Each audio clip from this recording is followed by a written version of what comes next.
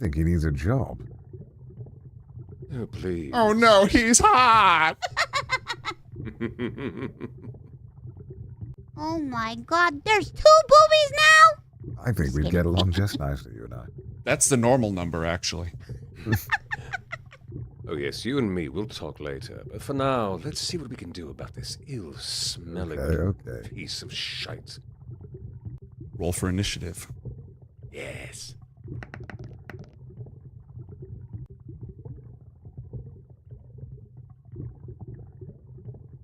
Four seekers, and magic dampens sound in these quarters, quieting boisterous visitors and heavy snoring. And other things. I mean, And other we're all things. thinking it. Are we though? Are mean- we? These cheeks don't clap themselves. Just saying. Colonel, I've been feeling I'm trying to sneak right, around. baby. but I'm stomach thick. The clap of my ass cheeks keeps alerting the guards. All right. So do you guys just want to spend the night and then get breakfast and do this thing? Please, Yeah, let's God, go. yes. Yeah. Release me from this hell. If I was hungry, Yeah.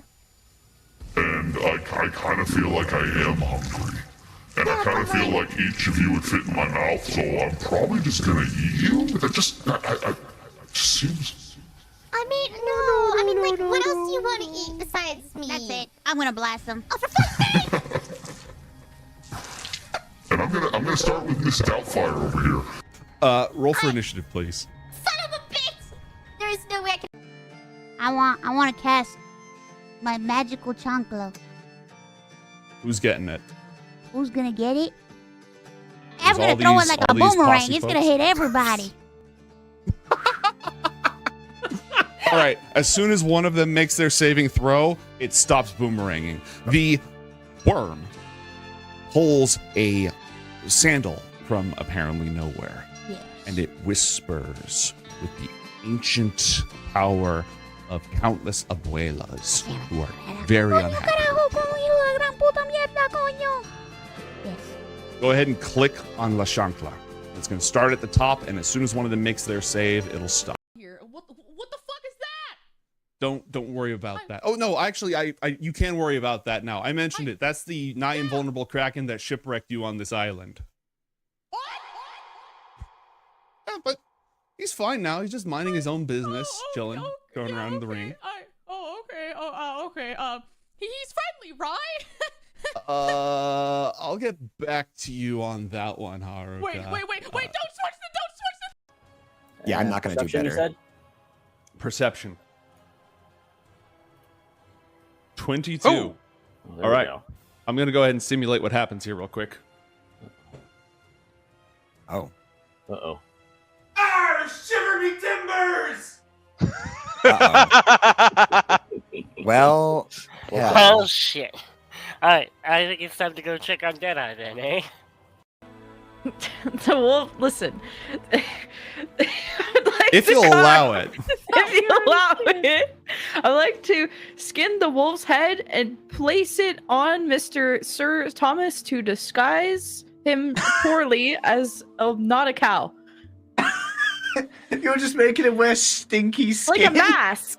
Like a mask. Mask off. Fucking mask off. Yeah, like that. It's so close. It's a were-cow. Okay. You can certainly try. We're gonna go ahead and leave you cheerfully peeling the face off of this dead wolf. So that you can stick it on your cow's head. And I'm gonna just drop that mental image with everybody. Wait a minute. You gotta sing a little song. Yeah. I gotta sing a song. Yes. Yeah. Heal me. Your Oh, magic words. It's in the player's handbook. it Yeah, is? it is Yeah, required. bored. Yeah, it's The- required. Right, okay. Does the player handbook have a handy list of pre-made song? Okay, no, okay, so, No. Written on your heart. Yeah. oh, I do love to see a worm at full health. It does make me feel very good. I love to see the worm at full health. Let's just see if the worm can get to full health. Hey, don't kill me, I regret guys, please. everything. All right, I'm just gonna go ahead and come out and say that it doesn't actually say that in the player's handbook. You guys messed with me. I just want to You hear can this get guy. that. Grandpa, you're back. Oh, this guy. Oh, goodness. We did it. Thank you all so much for helping. We saved most of Bonnie Springs. That's all I ever wanted out of this. Do you mind if I keep you in a jar, Grandpa? Huh? Would that keep me from having to go back to the screaming, endless hellhole of torture? Yeah, you'd be my pet forever. It would be an honor. I proceed to go up to Grandpa and I scoop him up and I scoop his essence into my magical Hell little would have jar. been better, my friend. Whee! What the? Shh, don't tell him that. You may add one grandpa to your inventory. I now own a Grandpa. Hi. Okay, describe this devil's fate at the claws of slobber chops. He gets like whipped around, lands on his head, still like conscious. Gamers, gentle gamers, welcome to hell. I'm tormented by gnomes. I'm your game master, and I just realized I never bothered to check to see if the sound was all working. Could all of you just say something like make some noise at once? Oh yeah, that shit's not working. Okay, hold on a sec. Hold on. Stuff. Oh. Or is it working? Not working. It's working now. It's working now. Stop stating your extremist political opinions, please. No one knows what's going to happen, except a lot of people are going to die again because of you. Thank you, Matt All right. Colville. Anyways, I am joined by my good friends and family, Echofoot, Ninja Man Matt, Shipman Schmay, and Slug. And it's been like 8 months or something, guys. I'm so happy to have all of you back. Crozan, aka Echofoot, how you doing, buddy? It's been 8 lifetimes and I missed every single one of them. Yes, it has been 84 years. But I'm happy to have you back. Matt, I've seen you much more recently. We play the video games. Yes, we did. How are you? I'm good. We are not playing Helldivers. Thanks for pointing that out. I'll fix it. We could, though. We actually kind of are playing Helldivers. True. We're playing Hellriders. It's not actually. inaccurate. It's less like a diving into hell and more like a slow descent into madness. Yep. Play the elevator music as we descend into hell over the course of it's been like it's been 84 years. years. We started this in 2019. No, did we? Gosh, seriously? Was really? it pre-pandemic? Y'all. Yeah, but I thought it was earlier than that, truthfully. Is it earlier than that? I feel like it's 2019. But if it's at least 2019 and it could be longer, it's been at least 7 years. Yeah. So congratulations to us. As old, if not older than my child. That's incredible. Oh my god. Holy wow. Poop. Well, congratulations on not crapping out and somehow managing to continue this going despite adulthood. Yeah. Are you talking about taking care of a child or playing D&D? Yes. Shmay, how's classes going? You're learning things that I don't even understand the names of. Well, that makes 2 of us, because I don't either. No, class starts next week. I'm doing solid mechanics, so that'll be a lot of fun. And lots of bagpiping, so also a lot of fun. Good enough. And Slug, my guy, how you doing? I'm doing all right. Kids, lots of kids. What begins with kids? Sadly, more kids. So no. We're just, That's a lot of poop. I am never going to say that it's comparable, but I can say I too deal with a lot of poop. That's a factual statement. It was a factual statement. Speaking of the shit, our heroes have left Baldur's Gate behind a long time ago out of game. Not that long ago in game. They traveled to the damned city of Elturel, which is being dragged inch by inch closer to the river Styx with every passing day, brought to hell by Overseer Thavius Krieg's unholy pact with Zariel, Duke of Avernus. Technically Duchess, but the title's just Duke, so she's the Duke. As part of her plan to harvest souls to recruit for the Blood War, the eternal conflict between devils and demons, and increase her own power. On a quest to stop this, our heroes in the damned city of Elturel rescued Duke Ravengard, who, if you play Baldur's Gate 3, seems to need rescuing a lot. They rescued Duke Ravengard and helped a bunch of refugees and survivors in the city itself. But in order to actually save the city, it's not enough to simply protect those within from the devils and demons that haunt the city now and give them resources and a place to fight back. They have to end the curse that has brought the city here in the first place. And that curse originates with the pact between Zariel and Thavius Krieg. Their companion, the Hollyphant with an H, Lulu, who was once Zariel's friend and war mount, has a vision of Zariel's sword somewhere in Avernus. Our heroes are looking for that very sword, by which they hope that Zariel can be redeemed or defeated, and in either case, the city be saved.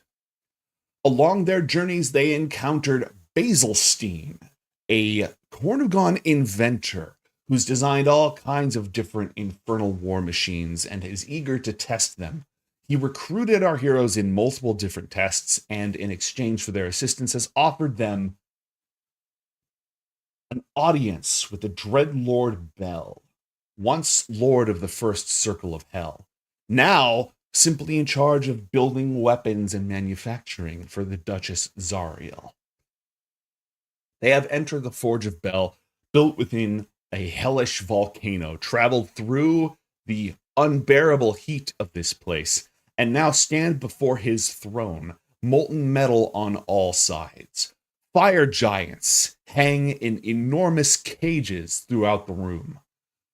Various devils of unknown variety stand before him, both the masked Maragons and whatever these things are. None of you have ever seen them before. As for the man himself, this hulking, enormous pit fiend, once he strode across the land like any other, his wings casting shadows over battlegrounds, mortal and infernal alike. But now he sits upon a floating throne. Tubes and brass plates connect him to the very device. His face is covered with an enormous mask connected to breathing tubes, and most of his chest has been bolted over. It is clear that he and this floating machine are one. More machine now than man.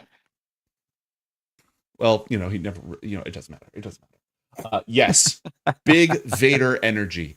Before we continue with this conversation, I'm going to take us to the main map of Avernus just to give you some additional context, because you're about to have a conversation with an archdevil. You should probably know what the hell you're talking about. Oh, that won't help. We don't know what we're talking about. It will improve our bull score. Hold on. Yep. There we go. I have updated.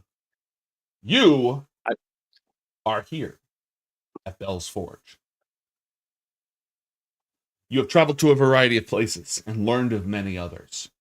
Elturel itself, Fort Knucklebone, where Mad Maggie the Night Hag dwells. She helped you unlock those memories. I seem to recall some sort of encounter along the way.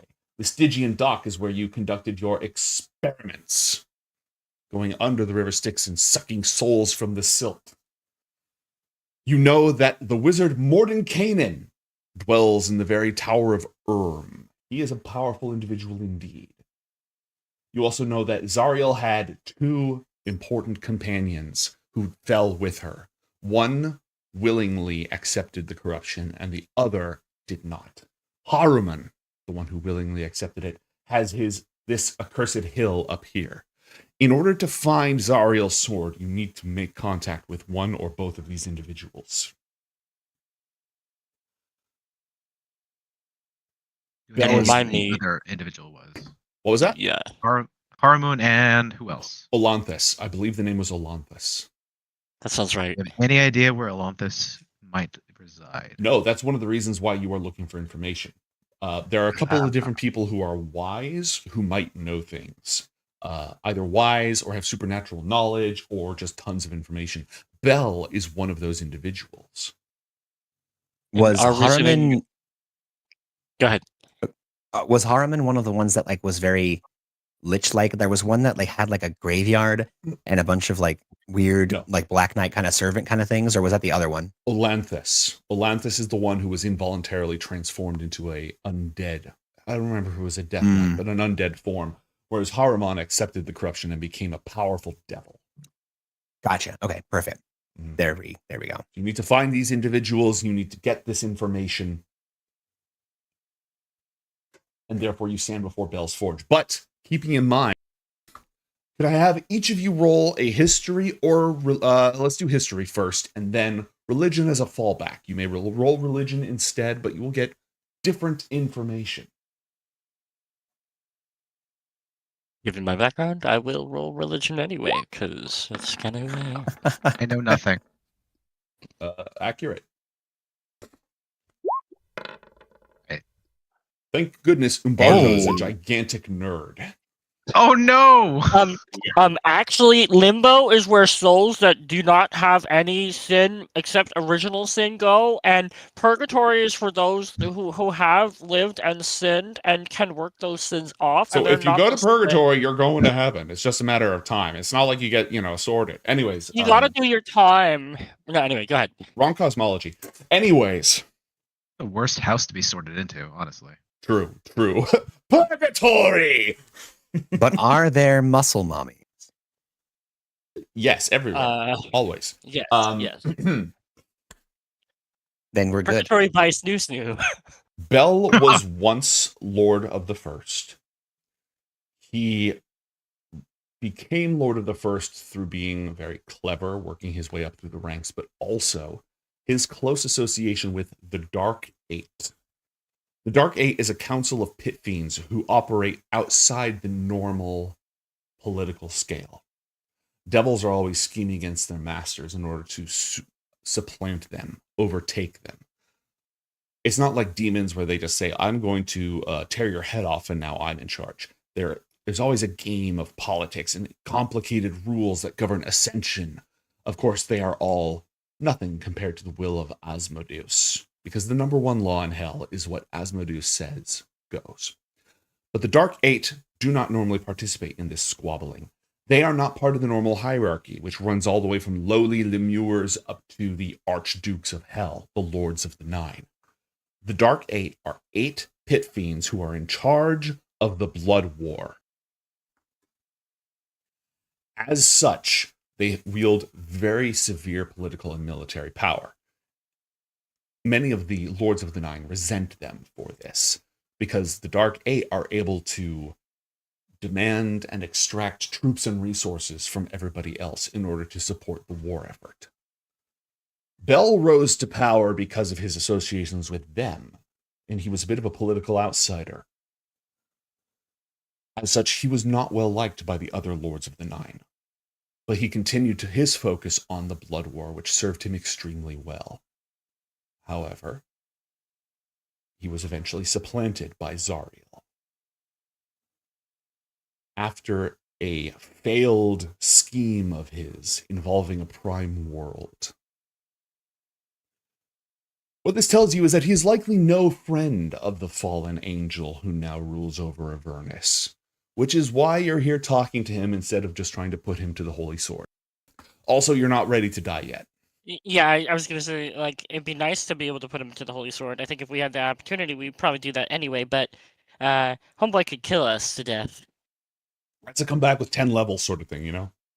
Yeah, on top of the 8 we already have or whatever, you know? You stand now in this very court. Before I return us to that scene, do you have any specific questions? I remember we came here with a specific ask we were going to go for. Like, we were after information, and I honestly cannot recall what that information was.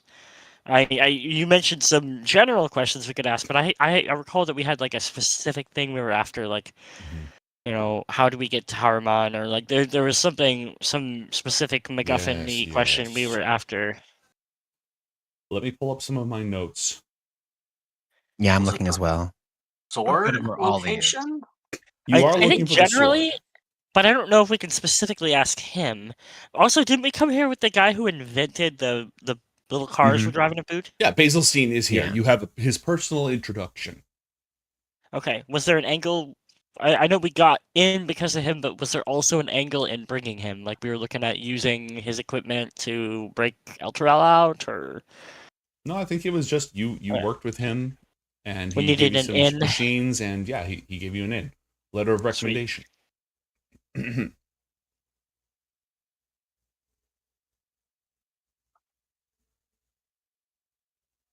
I'm looking right now.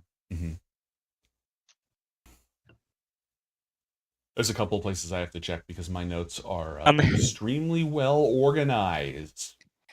given that he's all robot-y, can we tell, like, were these injuries or were these improvements? Roll a perception check and a medicine check.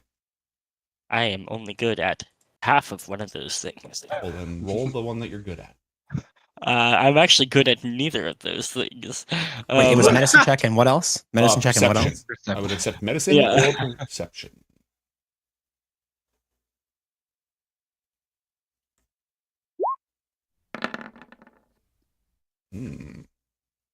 Average. It looked like a 17, and then it went 10. It wasn't. But it wasn't a 17. He is was it? physically. Darius is like looking. He's like, I think. Nope, that's. I think it, No, that's brimstone. Never mind. one I or don't the know. other. Ooh. It could be one or the other of the two things we think. You guys, he's either a potato or he's not a potato. That's all I know for Everything fits into those categories, except for quantum potatoes, which don't count. Unless you observe them, in which case they do. But True. At that point, the potato waveform collapses. yes. He is physically connected via tubes in his chest and face to the enormous throne. Do we know anything about the transfer of power between him and Zariel? Not with the history checks that you rolled, no. Okay. All Does Lou Umberto know knows is that after a failed plan, a failed gambit on Bel's part, Asmodeus had him replaced with Zariel, but allowed Bel to remain as an advisor and weapons development person, since he's so and good at war. You also did specifically mention that realm. That what? A prime realm. Yes. Yeah. Yes. I don't know if you can hear my cat purring. I but cannot hear the purring. Your microphone is not good enough. She wheezes when she purrs because she's ancient now. Aw. Okay. All right. So, guys, I think are we ready to go into this dialogue, or do we feel like we need more? Just hold on a second. I just found my notes. Give me a second. I just found my lovely, notes. lovely. I was hoping you would. Thank you, sir. Let the historian speak. I should have reviewed the historical documents, aka watched the VOD, but Normally, I would have. Texts. I would have come on and done a lot of this, but I was rushing around today. I had to take my cat to the vet, so it was just a little bit busy this morning. Based on tribal knowledge in this tribe, nothing's documented. Correct. except crabs. Well, I for one want to go for Ollie. We got to find Ollie. Olanthus, for those of you keeping Olanthus, for those of you. Oh who yeah, okay, don't know. Ollie. Yeah, Ollie. Hey, I got it. Thank you. I'm impressed, but I did not get it because I am the dumb. Okay, so in my own private game, I give names, and everyone forgets the names, and they just get assigned monikers, and then now they're just monikers. There's no names anymore. We're not serious. Oh, trust me, I know how that goes.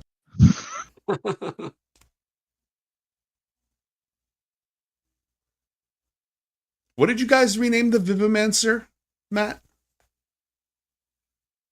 Vivi or something? Manny. Well, we discussed Manny the Vivi, Vivimancer. but yeah, we went with Manny. Which sucks because you also had Manzikorian, the shadow of a dead god who you met. I know that was the funny thing is that we had Manzikorian, but we already called Vivi Manny, so it was yeah. We didn't know about Manzikorian when we gave him that name. So if I remember correctly, the angle was that Bell is Zariel's counter is foe, and so Yes. we're gonna Political use that to the enemy of my enemy is my friend sort of deal. Yes, but we also have to make sure that, like, on top of that, I think that's a good starting point, but we also need to make sure that when we are giving the, hey, if you help us, we'll help you take out your enemy, but Bell will still want to end up one up. Removing his enemy would be great, but he'd love to remove his enemy and get one up. And I feel like just saying, hey, we're going to take out your enemy, he's like, well, I was already going to do that, so, like, what can you give me that I don't already have? And what about Bell's relationship with the 8 that was mentioned? Oh yes, you mentioned that, and that's related to the Blood War specifically. So maybe we can turn this into more of a demons, devils thing, as opposed to, essentially the less we involve the Prime, the less mortal souls are destroyed, and I feel like that should be a priority for those of us who claim to be good. So any bartering we should do should be made with the context of, we can't be like, well, you can't have Elturel or Baldur's Gate, but like the rest of the Sword Coast, like, I mean, I don't know anyone there, so you can just do whatever you got to do. Like, I just feel like we should be mindful of that. So, do we have anything we can give him? Anything we could start with?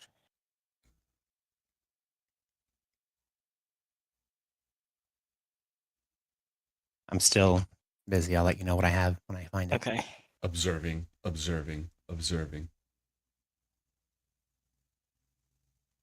Okay, so we had some information here about we had conflicting information. We heard from the Rakshasa that the hammers in Bell's Forge might work to shatter the chains that bind Elturel. That could have been an angle, but we also learned that could have just been an outright lie. So something we can, something we can talk about, but not necessarily like the thing we were pushing. I'm trying to see if I had anything about our actual conversation, and I'm not sure. I know I must have put it somewhere. Only those who were present when Zariel fell know where to find her sword. Mm-hmm. And Bell was there, Olanthius was there, and Haruman was there.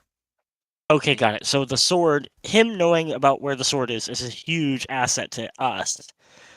But this has got to be a trade. We got to give him something in exchange for that. Well, the trade is Zariel. Yeah, Right. but we don't have a leg up on Zariel either. Yeah, but we're the Dark Horse. We don't. No one knows. So I guess the idea is if we're going after Zariel for him, we can, because we're not expected, we can take out Zariel or help take out Zariel, and then take this off his shoulders. The only other thing is plausible deniability. Right. The only other thing though is we are about to remove a massive source of souls that they were going to get. They're going to get everyone in Elturel. And if we're like, hey, we're going to free Elturel and remove all these souls y'all we're going to get, and essentially kill your payday, we're going after their pocketbook here. But doesn't that guaranteed? Right, and Elturel is Zariel's play. So if Zariel's play fails, then Bell might get his juju back. Ooh, I like that. I like that a lot. So what if we go after this from an angle of, hey, we're not even going to go after Zariel. Like, that's our fallback position. So position 1, we take out Zariel and all of this goes away and you win. Position 2, we free Elturel and Zariel's disgrace. And you win. Position 3, we die, you get our souls. Not because we are giving them to you, but because we're going to die in hell. Like, the power of hell, that does not necessarily damn you just because you die in hell. Okay, cool. Okay, that's good to know. But I mean, we'll be dead and we're good people and he doesn't like us. So I mean, you could take Umberto's soul. I don't care. What's left of it? Oh, it's pretty shattered right now, isn't it? Yeah, it's kind of a bad guy. Like Technically, he swore the oath resolute, so if he dies, Zariel gets his soul. I do actually. Yeah. Spicy. I like this. So if that deal gets revoked, then you're also personally in the clear. Oh, that's right, because we had to find the original copy or the So, original. I mean, if he's I already gotta go. DM'd, can he claim Bell as his benefactor now? Nope. Like, There's a okay. there's a pre-existing contract. If that contract is not void, yeah. Remember, this is hell. Laws, legalities. Aliens are all about rules. All right. All right, so we have a good platform to stand on here. I think we do. Shall we begin negotiations with a fucking giant ass devil? Enter the cutscene. All right.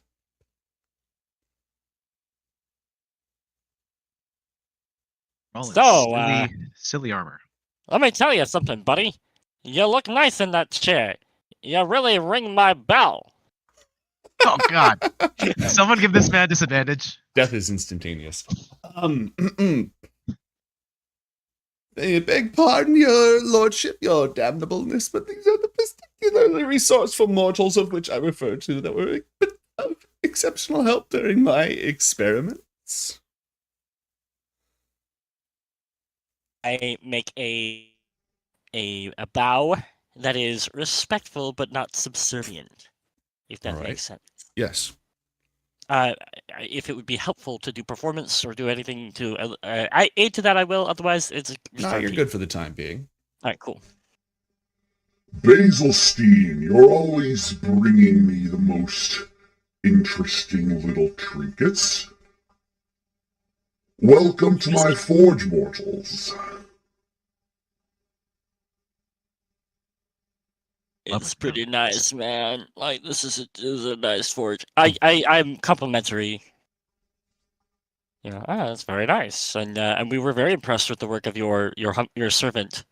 He is certainly a good asset to you. I'm sure of that. Basilstein is quite resourceful. Very resourceful. It's kept him around so long.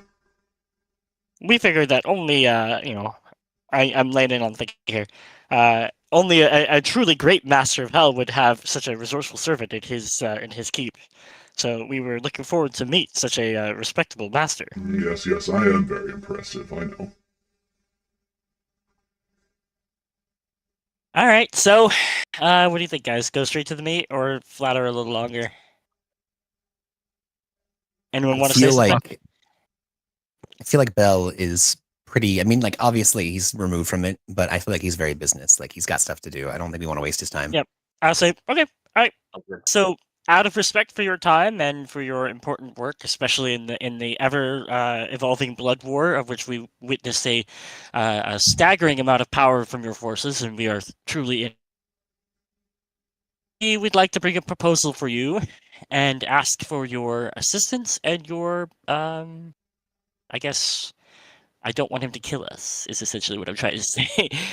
Forbearance, perhaps? Like, I don't want him to interfere with us. I would love him to help us, but at the very least, I'd love it if he didn't send his people after us specifically. Sorry, just as an aside, did we tell Basilstein what we're going to talk about? I don't think we did. Okay. Is this something we can bring up in front of the court? That's a good question. Should we ask for a private audience? I feel like that's a little risky, though. Pitch this as a business opportunity. Okay, yeah. And Kick ask the door for open. Now, as I understand it, competitiveness and like backstabbing is almost encouraged as long as you stay within the rules. So it's not like us telling his court that people are going to be plotting against his enemies is not par for the course in hell. The only thing is, are any of Zariel's people planted in his court, which may be insulting for him to for us to even suggest. I'd almost say we hand Basilstein a message talking about Zariel's sword rather than bringing that up in court itself might be a wiser. Can we briefly retcon? Yeah, can we briefly retcon and say that we asked Basilstein how to bring this up and asked if it was appropriate to do this in a personal audience or in a or directly in front of the court? Yeah, we also don't. Sorry. So you want to talk to Basilstein about what you're planning? We want to have asked him prior to going into this particular meeting on our travel over, basically say like, hey, we want to talk about putting Bell against Zariel, and getting information about Zariel from Bell, we should discuss in front of Bell's court, or is this something we should try to get one-on-one with Bell, or at least in a smaller audience? What do you think is the best way to approach this? What's the From social Basil's- moray of hell? Yeah, Yes, it's a sensitive matter. A sensitive matter.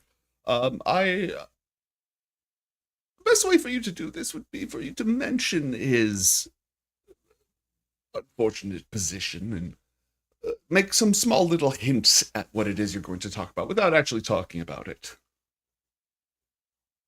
Then all right, so back to her.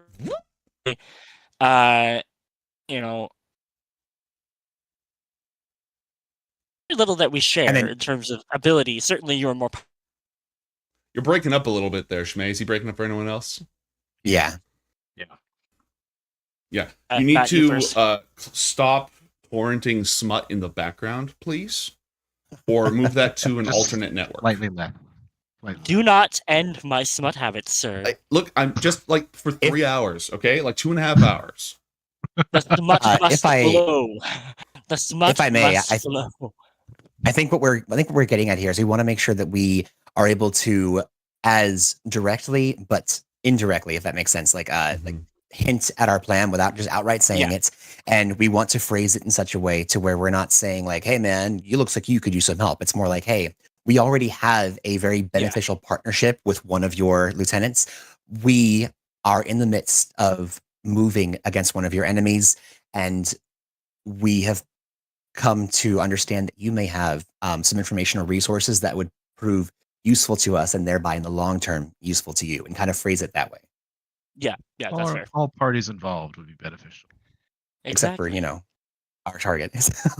Yeah, except for the people. I mean, all parties that technically, if we go about this the correct way, it would be beneficial to the party that matters. Truly. Yeah, so we'll shoot that shot. We'll basically say we have proposals we'd like to discuss related to some of your enemies, and we'd love to have the opportunity to discuss this in greater detail with you or your emissary. Oh, Smaug, the great and terrible. Right. I feel like we're a bunch of like really annoying but powerful beetles that have now come into an ant colony and said, hey, I know that other ant colony kind of kicked you out of the house.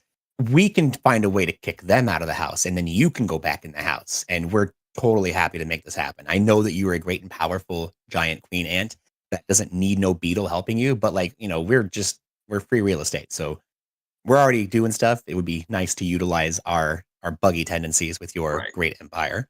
We're the wild cards, and if you support us. Yeah, exactly. You don't need us, but hey, what if what we do is actually super useful? Yeah, And that would just be and a great, also, ploy for you. Hey, look, we're already trying to do this thing, and this thing is going to hurt your enemy. You help us, you help yourself too. Yeah. Especially because I feel like for the Companions of the Crimson Chain, assisting Bell is not like, it's not like even making a deal with a typical devil, even though we're not super pro devil in this group. Like Bell is one of the last bastions of defense between the abyssal forces of hell and the prime material. So helping Bell is not like it's a terribly bad thing, As tempting as that sounds, I'm afraid that as a loyal subject of the King of Hell and his chosen champion, the Duchess Zariel, I could never entertain such conversations with mortals. A moment later, all of you hear in your minds, let's talk shop. All right. Can we respond in the mind? Yeah. Yes. And are we hearing each other? Are we hearing each other? It's a conference call. Yeah. You cannot communicate. You do not have private channels to each other because Bell is communicating telepathically with all of you. Yeah. It's a party line that he started. So, Bell, can you see my screen real quick? Just do it. Thumbs up emoji if you could see my screen. Oh God. Just check your DMs, mortal. Mate, while we're having this mental communication between Bell and the companions, can we can we have Darius? I'll be slightly checked out in the mental communication since the rest of the party has a good handle on that. And Darius is going to spend the physical time basically not like going, well, hey, we said we wanted to help, so you got to let us happen, but kind of make sure that for the presence of court while this is happening, he's going to recount like just, well, let me tell you why this would be an important thing to do. And he's going to go back to Baldur's Gate and like the importance of what they've done there, coming down here and then going through, the Rattle Bog and doing all the stuff they've done and all the impressive things. He's going to basically kind of do like a small, like, list of like achievements and why we would be useful and that this, we're not seeking to dethrone all that stuff, kind of doing the hero. Hey, wait a minute. We're making a ploy for our case, but he's not actually trying to do that. It's just wasting time. Yeah, exactly. I will add to that. And Barta will also be like at throwing things in and be like, hey, don't forget the part where we, and like, so I'll throw that on top of that as well. So, oh, wow. That was. You suck. To the background, just playing great watermelon. Watermelon. All right. So in the conference call with Bell, though, I think we can be pretty direct. There we go. Don't worry, I got you. Nice. And shut up. Yeah, I think we can be pretty direct with Bell and be like, just we want the sword of Zariel. We know she's your enemy. Best case scenario, we eliminate Zariel for you.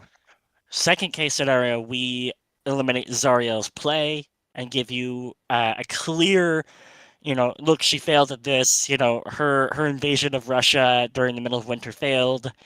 So you can make a case for your own ascendancy. And then third worst case, we die. And you lose a couple mortals who were pain, and you could say that, you were part of that too. So either way, you right. And he has full deniability. She can just befall her own gnomish fate. So. Sorry, her own what? Gnomish fate, right? You heard what he said. He said gnomish fate. Huh. I don't see any gnomes in your party. Yeah, well, you never see them until it's too late. It's true. I thought they were always invisible. Yeah, I fucking know. Trust me, I know. Yeah, this is the cosmology where Bell has already fought and been messed up by Grumplepunk, right? Yep. Oh my god, that's Bell's like, gnomes, where? Kind of twitches a bit. I didn't ask how many were in the room. You guys didn't say you were smuggling gnomes. What the hell, man? So, I like your style, and your resume is pretty good for mortals, all things considered. It's a nice early career. I can absolutely work with that. Tell me exactly what it is you want from me. So we need. Careful. We have to be careful. What we say. Okay. All right. Hold on. To the party, we want the sword, or we want access to the sword? Question mark. Know where it is, right? So if we say, if I tell him, do you see a quill in my hand? Am I a fucking fae? No, that's a good we're just talking right now. So and he can hear it. yeah. Okay, so no, he can't hear you. That was an insight check on his part. Yeah, no, okay, gotcha. Oh, okay. He's just So we want negotiations are never binding. All right. So what we want is either the sword or access to the sword. Mm-hmm. Okay. And that's pretty much it. Well, it'd be nice to know the locations of Ollie.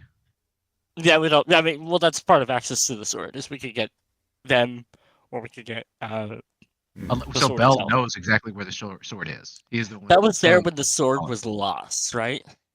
Yes, I know where it is. Yeah. Cool. Yeah. So would just you know like. Would you know where Ollie is? Yeah. Or Haruman. Yeah, Haruman. You know who Ollie is. You know who Ollie is. You know who Ollie is. Like, don't front. I'm sorry, that sounds like a mortal name I'm too immortal to understand. I was gonna say, like, he's like, why do you mortals keep shortening all these names to these tiny little like blips of a identity? Listen, our lives are so short. No. Your names are too long. I'm not saying it's a That's bad actually idea. That's a You good don't- comeback, actually. You don't want to go around mentioning the names of the powerful, or they might hear you. That being said, yeah, I know where all three of them Beetlejuice. I know where the sword is. I know where her two little generals tend to be. Moving targets, though. Sure. Not the sword, though. That's stationary. Well, we move too, so we can handle moving targets. You do? This changes everything. Wow. He's got jokes.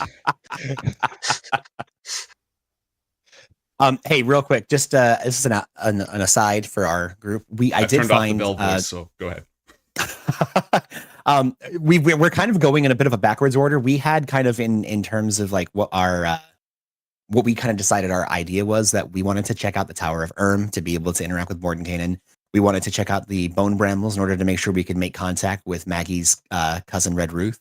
We wanted to then, do the whole Sticky and Dock, Harriman's Hill, and then Bell's Forge. And then we were going to check out the big sword because it's pretty obvious the big sword is not Zariel's sword. But imagine if we didn't check and it turns out it was, and we just were being complete, like, meta fools. You know what I mean? I mean, in the meta space, we could do the equivalent of get the quests, do all the side quests, come back, do the main quest.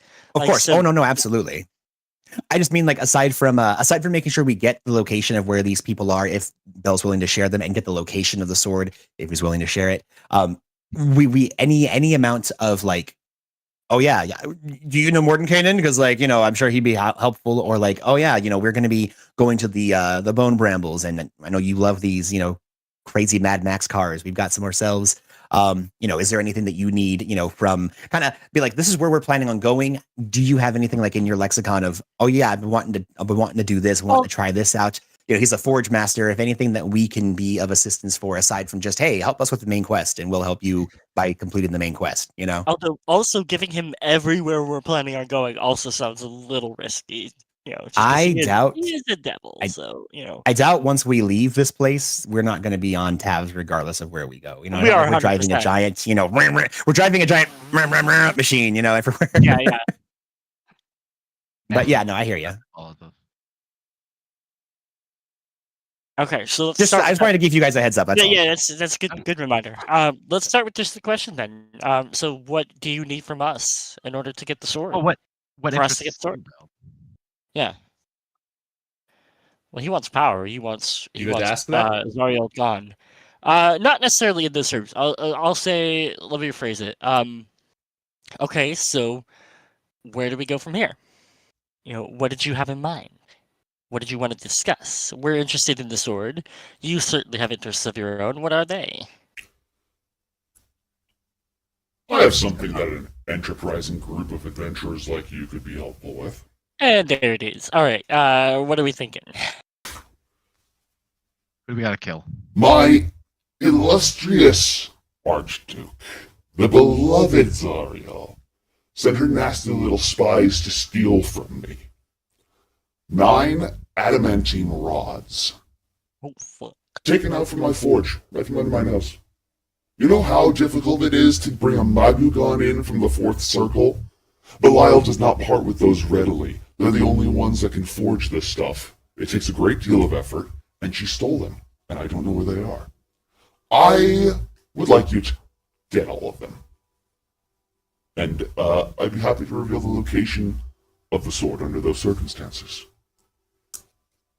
We agree to do this for you? We agree to attempt to do this for you, right?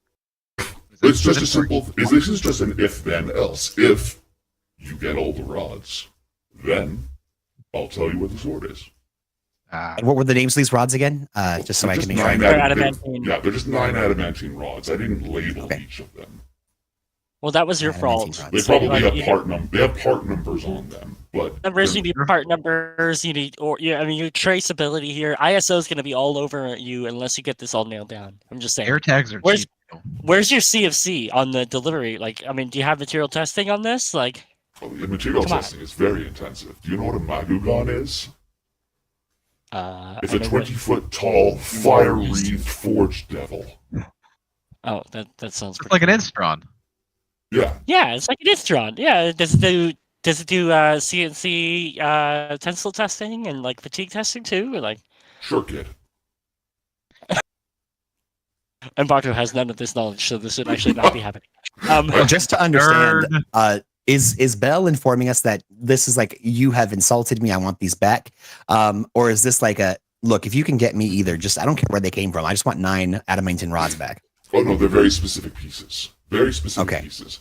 These specific 9 adamantine rods that were stolen from me. You get them all. I tell you where the sword is. Do we know where any of them are? I don't, but I know where something that might know is. Oh, that's really helpful. All the breadcrumbs. 9 rods that were stolen by their You see, perfect. My spies recently captured a nasty thing from the abyss. It's not even right to call it a demon, certainly not a Tanarai. It's an old Obirith. They're older than demons. Nasty things. It's called a Cypriex, and we've been holding it down by a little torture post on the river Styx, squeezing it for information. It is not a pleasant customer, but it knows all sorts of secrets. Might be a good place to start. Okay, so is this the condition just for the sword, or would this also give us information about where her little boys are? I could throw those in. It seems like it's not exactly tit for tat here. Is there? Well, all we're getting is the information on how to do it. You know, the real big task here of knowing where her sword is. Just saying. For us, yes, but for Bell, collecting 9 of these damn things—that's a lot. That's a lot that we have to do in order to obtain just information about where this sword may exist. Can we do like a payment plan where, like, we bring in more, like we need more. We need more for this. What if we bring in 3? You tell us where one general is. We bring in the next 3. You tell us where the next general is. We bring in the last 3. You tell us the whole kit and caboodle. No, it's worthless without all 9. How about this? This seems like a pretty, important mission to not only recover these rods that were of great value and importance, but also to recover the, dismergement on the, I don't want to say honor, but you were wronged, and recovering these will make it right. You have a very impressive forge, the most impressive in all of Avernus. And if it would be possible, again, no deals, just tit for tat, we're just talking. If we were to recover all 9, aside from the information we've requested in order to assist us in completing this mission, would we be able to select something that you've been testing in your forge to test for you, and utilize it in our adventure against your Grand Dukeness? Our cars don't run on friendship and good feelings either. So, like, it took us gas to get here, Imagine this naked dwarf is just like, pay me. just kicks your door down and is like, I can solve your problems. We throw off my towel. There we go. That's better. I can solve your problems. Now give me souls. Yeah, really. I want the souls. I need the souls. By the way, did you say Cypriex? Cypriex. That's horrifying. Those things are god awful looking. Jeez. And what was the creature that was you were using in the forge? Magugons. They at least live here. The Cypriex is from a deep, dark corner of the abyss. I keep hearing Bakugan. What are you calling Magugon. Magugon. Magugon. Oh, you're not going to find it in the Monstrous Manual, I'm afraid. That's some third-party shit right there. Oh, okay. Ooh, love it. He's citing the deep text. No wonder I've never heard of it. I was like, what even is that? Well, I've been using those things since 3rd edition. They're great. I like to imagine Bella saying that. One of the few things I've ever used that had any luck with the gnome problem. Uh-oh. You too? SpaghettiOs. I'll tell you what. That seems plenty reasonable. I can spare you a few soul coins. As for testing, Basilstein's already on that, but you are also going to need transportation to the Sibriax. It's along the River Styx. That can be a bit of a barrier, right? Correct. We do have them chicken legs. I have an associate who has created a vehicle capable of traversing the River Styx. I can provide transportation for you and your vehicles to the shore near that area. That'll save you some soul coins in terms of transportation, get rid of that one little bit of your problem, and then throw a little bit more at you for expenses. I mean, I'd say that sounds like a pretty good deal. As for testing, you can talk to Basilstein or my contractor, my research partner. What about a per diem here? Well, you don't work for me. It sounds like we are. But that wouldn't be a bit of a problem, Wardle. Yeah, well, I agree. It would behoove you. It would behoove you not to take care of us. All I've said is that if you collect these, I will provide you with what you want. This is just a business transaction. This is not a contract or employment agreement. And the less I can be traced to this, the better. I was really hoping for dental, but I mean, I was hoping for an airship. I think we might have got one. Yeah? It's just a catapult, yo. It just shoots us across. All right. The vehicle in question is a submersible, but I am certain that he's also worked on airship designs. I'm really nervous, but I think we should go for it. Now, from the side party, do we feel I think we got what fair? we can get.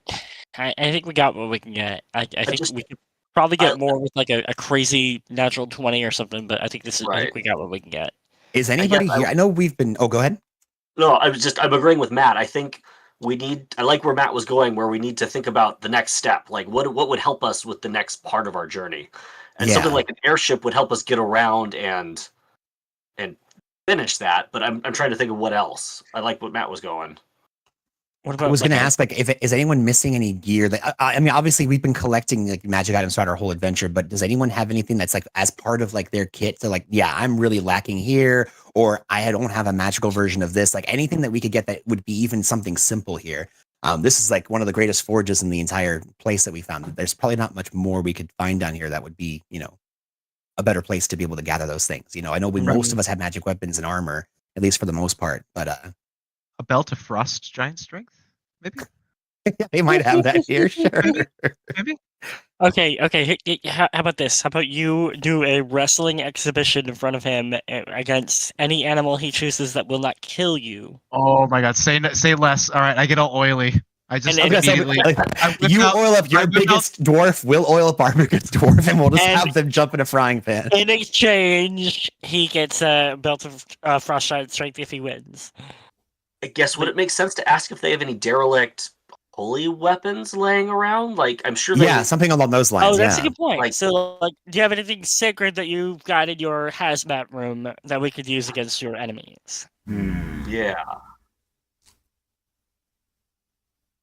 I'm starting to get oiled up. I already have. I'm already. Yeah, he's already naked and oiled up. Like, I got the alchemist jug. I douse mayonnaise all over myself. Jeez.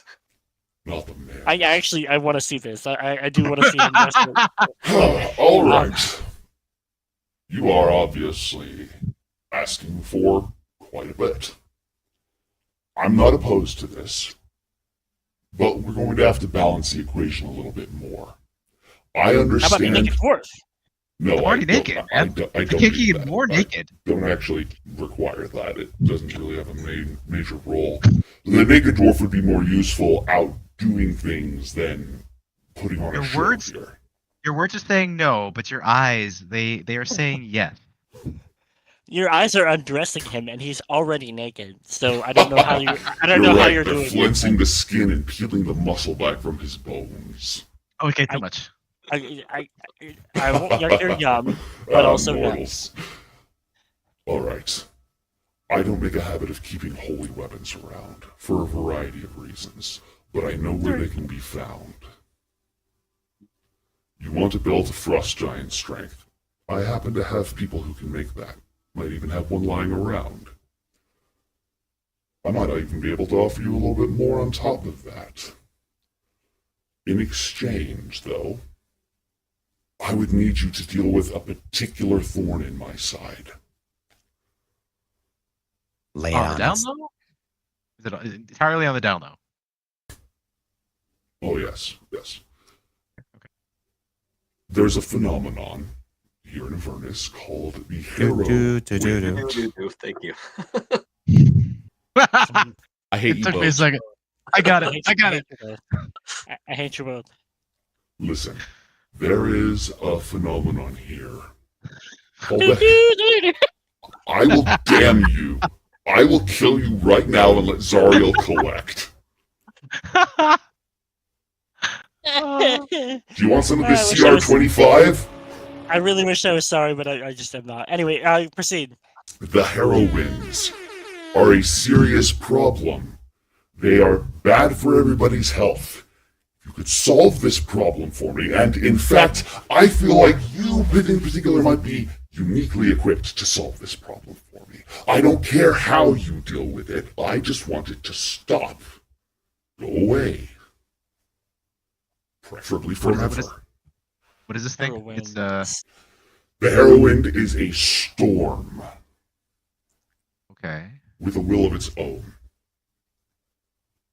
It tears across the plains of Avernus, destroying everything in its path. Okay. Why us? Well, because you're mortals. You might be able to pass through it safely. Oh. In fact, I think you'll be able to pass through it safely. Insight check on that bullshit. Sure, roll an insight check. Against the pit feed, yeah, I got this. He seems very sincere. I did not add his modifier to that because that's a spoiler.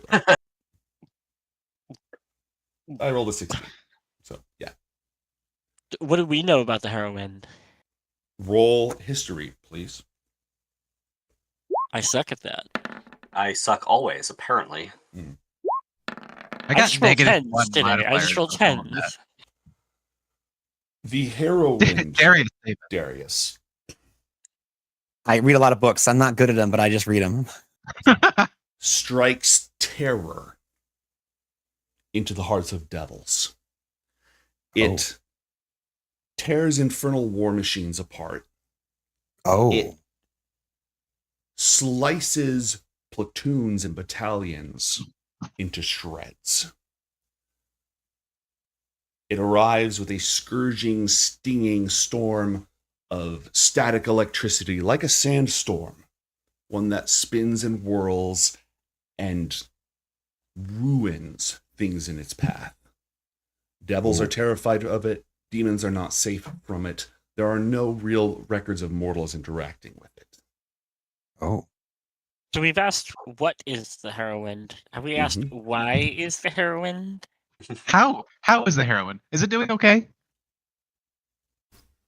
I don't care how it's doing. In fact, I'd be fine with it doing poorly. But that's not the required outcome. The required outcome is that it fucks off. How Or is long has the destroyed. heroine been a thing in Avernus? Long time or recent? Not like 100 years or so. Okay, so for us, a long time, but recent. Yeah. But recent. You know what? Crowzen's pleasantly pleased with the outcome of the negotiations. I'd be okay with this. Yeah. So Do we ask him outright what the cause of the Whirlwind is? Oh yeah, Yeah, did it like just kind of come out of nowhere, or was there Really like some kind of weird paladin that was like, "Hey, with my final death blow, I will call upon a storm to destroy your people," like that kind of a Or thing? did someone try to, I don't know, terraform hell or something? I mean, that would be stupid. But Roll a religion check, please, Robert. It's holy for me. Oh, finally. Okay, so a phenomenon of this sort could be caused by celestial holy forces interacting with hell on a large, like a meteorological scale. The bugs are sending asteroids. Like a to rain Earth. of holy water, you know, it would stir up that sort of static. It would cause a huge storm, that kind of thing.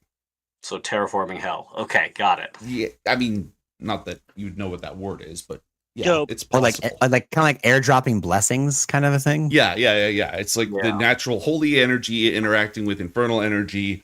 It's, you know, mixing the two and then big old destructive storm.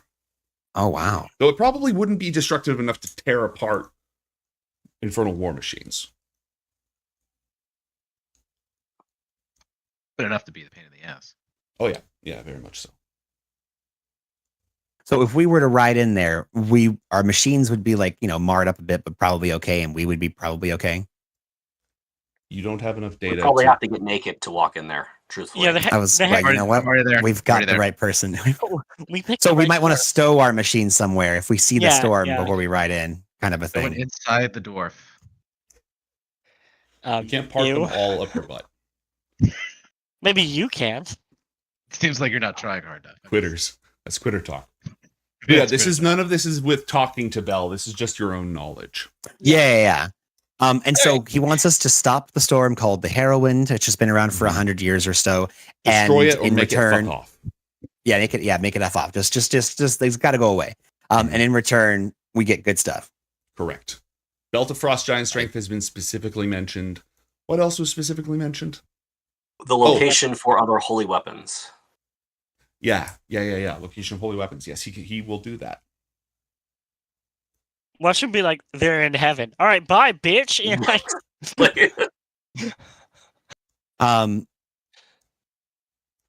Yeah. Also, that belt of frost giant strength may also have a couple of little bit of extra things in the fine print that would be fun to enjoy. Well, he said like there could be other things. I think it depends on either how we deal with this or, you know. No, I mean like it's a when pleasing outcome. It could be when a fire. he gets the belt. Yeah. Anyway, I think I'm satisfied with our negotiations today. Shall we proceed? I think it's a good idea. Yeah. Then we shall proceed. Watermelon. Regardless of all of these accomplishments, I cannot betray the Archduke's trust. But I will allow you to leave with your souls and flesh intact. Okay, here we go. I got all oiled up for nothing? I'm afraid so. You are known enemies of the glorious Zariel. I cannot permit you to cavort grotesquely in my very court. I mean, it's not grotesque. It's tasteful nudes. Like, anyway, all right. I will. Yeah, I know that, and you know that, but none of these people, any of whom might be a fucking spy, know that. So they can cope. I will be very disappointed. Performance? See how disappointed I am. Deception. See how disappointed I am. I hang my head. I guess I won't play with Legos today at all, Mom. Dang. And if you happen to see Babius Krieg while you're here, do give him my regards. Oh, we already did. Here? In the prime plane, we gave him a little something. Mm-hmm. So if you happen to see him here. Oh, actually, I was looking to connect with him again. He and I have a little bit more to discuss. Any chance you know his cell phone number? To do so would again, his agreement is with my beloved lady, and I cannot betray that information. I'll throw it in as part of a package deal. Done. All right, thank you. Oh, and okay, I don't have any ability to communicate with him one-on-one, right? Yeah, he can do a private channel with you if you want. All right. I'll do a direct line. Mm-hmm. If all else fails, and it comes down to going to die, and I can, by giving you my soul, break the contract with Elturel, and give you my soul instead, I will do that. That's a very specific set of circumstances, which I'm sure you understand with your keen mind. But I'm not averse to it. If the cards fall in the right direction, I will be the first one to contact you. If I have to give my life to save Elturel and the rest of them, and the contract just would slip to you. If you will give me the power to achieve that. Noted. All right, cool. Deuces. We out. Okay. Is there anything else that the party wishes to accomplish while you're here? Anything we needed to Just- talk to or see here with Basilstein? We were helping them get that giant spider bot thing here. But other than that, I don't remember if I know we were interested in because it's like a mobile fortress of sorts. We were interested in trying to figure out how to make that ours. But I don't know if it's been a long time. It's been a year since we brought that up. So I don't remember if it was we needed to talk to the boss first, or if it was oh, I'm still working on it, or what. That's his baby. That's his personal Majuka lock. Right. Is it for rent? Okay. Oh no, unfortunately, it would leave me without my personal preferred conveyance to move up. Is Basilstein busy? I was gonna say, how busy is he? Does he need to be here to do his work, or can he could we adopt Basilstein and be hey man, we can help you with modifications and we on the job You'll get testing, plenty of battle testing. We're gonna go up against the baddies. Can he be our Fallister Fisk? He's our been here the whole hellish time. Fisk. No, I'm Our afraid hellish Fisk? my duties to the Lord of the First, to the Forge Master of the First sort of supersede such things, but I will definitely be in contact. This is not the last you've heard of me. Don't worry, you've been very useful test subjects. And if you happen to acquire anything of particular interest, I'd be very happy to take a look at it and see if we can't work out some sort of a trade. There it is.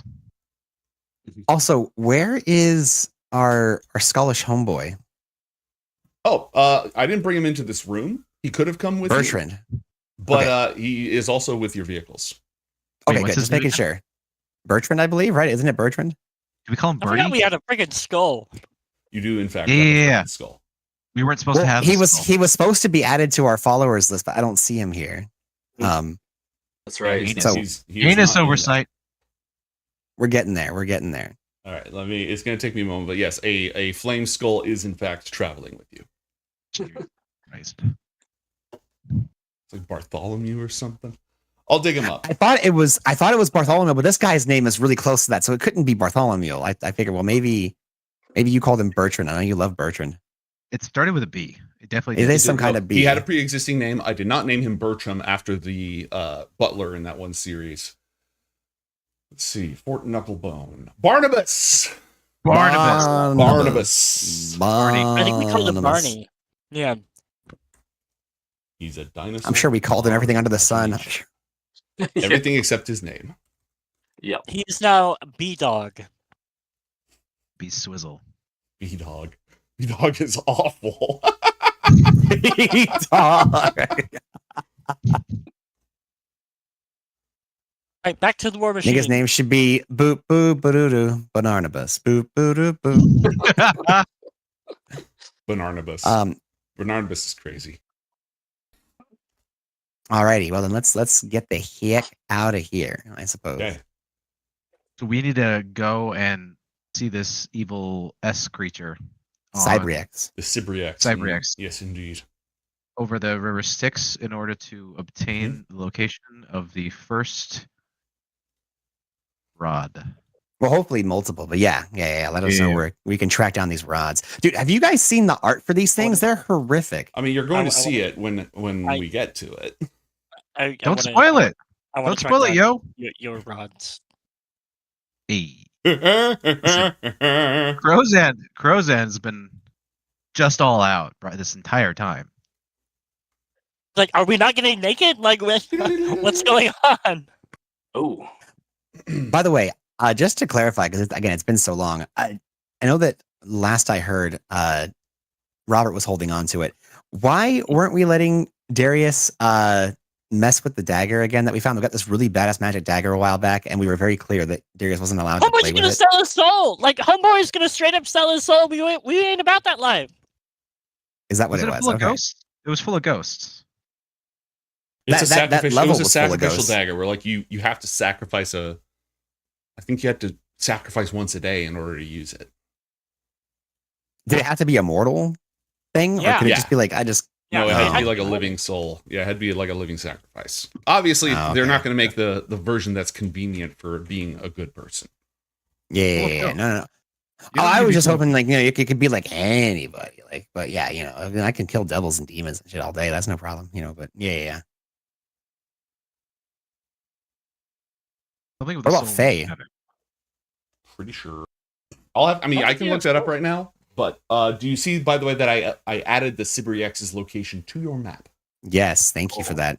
Much obliged. By the way, I was going to ask you, what is this? What is this? I didn't remember this bar next to That's Elturel. the screwed bar.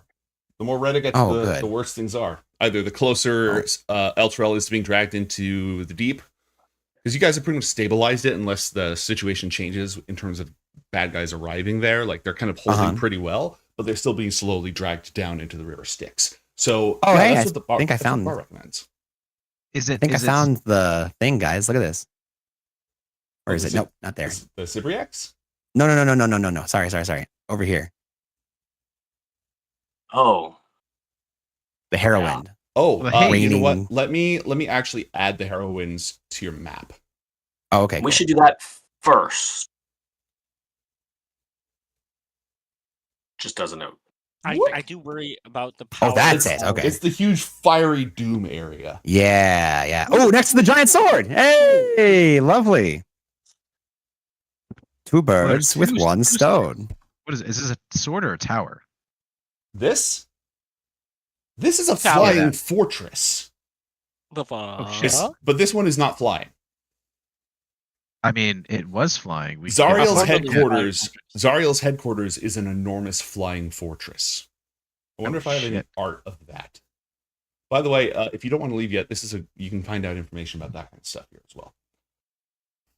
But I think that Robert's got the right idea, though. I think that using this awesome submersible to go down here and be like, oh yeah, we're on a mission for Bell, and then do this and be like, all right, cool, that was fun, and then we can make our way back up to, oh, it's right here next to Cybrix. That's perfect. Yeah, two birds with one stone. Boom, Three. easy. Because we could also Three hit birds. Uh, the sword. Also, there's a floating ass tower right here that looks like it might be a floating ass tower. Cornucopia So. value. So this Oh, art right buddy. here, Dope. that giant doom triangle is a flying fortress. I might Nice. have some more art. I'm going to see here if I have any more art. That's Frozen. cool. Cool. Wasn't Tom Cruise in that movie? Shut up. Here's some Oh, wow. fortresses overlooking the river Styx. Nice. Cool.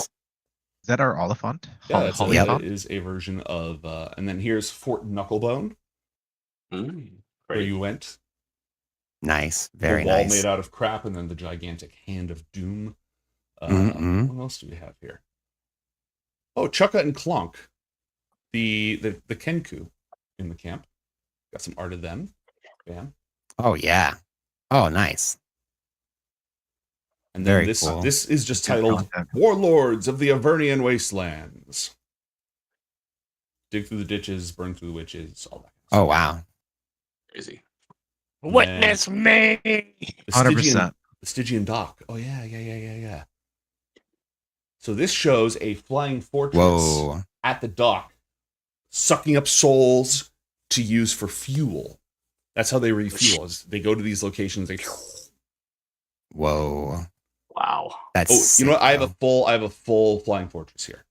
So how do we get one? 'Cause I think this solves the problem that Robert was thinking of. How do we get one of these? These things are enormous and filled. They are mobile fortresses. They are filled with bad guys. And this is not Mass Effect. We're not gonna get I something mean, like that. if we start at the bottom, we can just work our way up, right? Like one level at a. You don't eat an elephant all at once. That's 100% true. Also, we just hack the planet. I'm not saying no. I'm a better dungeon master than I was before. Back when people would say, "Can we have a Star Destroyer?" and I just said no. Instead of that, this is what's involved. It's not easy. You could die, and I won't save you, but you can still succeed. Because this is Yeah, right you know, here. souls to power it, so it's not like as good guys we should do that. This is marked. This is not marked on your map. It is on your map, though. Okay. I mean, like, because if one's been like down and we like reactivate it, we can check it out. You can go to any location on the map. If you see something, you can go there, and if you go there, it will become labeled and added to your map if it's a real location. Many Also, I know it hasn't been things in the map added. are. What is this? Like, I feel like this is right along the path of, like, what we're doing. That looks pretty crazy. That does look a little bit like an encounter. You know What does that gentle sir do? Who are you asking? Your mama. Yes. I guess first, do we know by ourselves? No, you do not. Okay. Second, does Barney know? Does B-Dog know? B-Dog should know. He's been here a long time. B-Dog might know. I don't actually think there's anything specific in that area, but the city of Darkspire isn't too far from there, and Tiberia's Spire, and Ankh-Wogat Prime. Oh, and there's a Hellfire prison in the middle of the sticks. There's that too. So y'all How can you just ride label a sub the map? through the prison? Jeez. Fire prison. Okay, cool. Are we driving Cool. this thing with our GameCube controller? Prime. Like, how's this work Agree. here? Like, Spire. Dark Spire. Cool. I don't know. Nice. I like it. I'm Not here all for these it. locations are actually ready because some of these are extremely custom. So don't go to the Hellfire Yeah, prison yeah, today, yeah. but that is a place you will be Yeah, able to yeah. go to in the future. Don't go to the hell. I want to go to the Hellfire prison. we're talking about taking a boat. Or taking the sub, right? Over Sub, to yeah. In the interest of efficiencies, we should definitely take the sub to right about here, right? Yeah. Yeah. Check out Harrow. Check out Cibrix. check out Big Sword Dude. Check out Big Yeah, Sword. yeah. Are Go up. we? Yeah, the Tower of Urn, and then go back to Dog. We got your shit. So, question: is this submarine like a taxi, like it's a one-way thing, or like is it like a we can just like call an Uber kind of All thing? you know is that he's getting his associate Okay. provide transportation for you. Okay, so we might be able to like additionally like request things with this associate or make some kind of make some kind of Uber deal with this associate, because like being able to utilize this submarine to get across River Styx sounds incredible, because the Styx goes Absolutely. pretty much throughout this whole place. It seems like a pretty nice thing to be able to utilize. Mhm. When you're ready, you may proceed to the River Styx and meet up. Perfect. I think that sounds great. Ready. Yep. Crow's End dejectedly puts his clothes back on.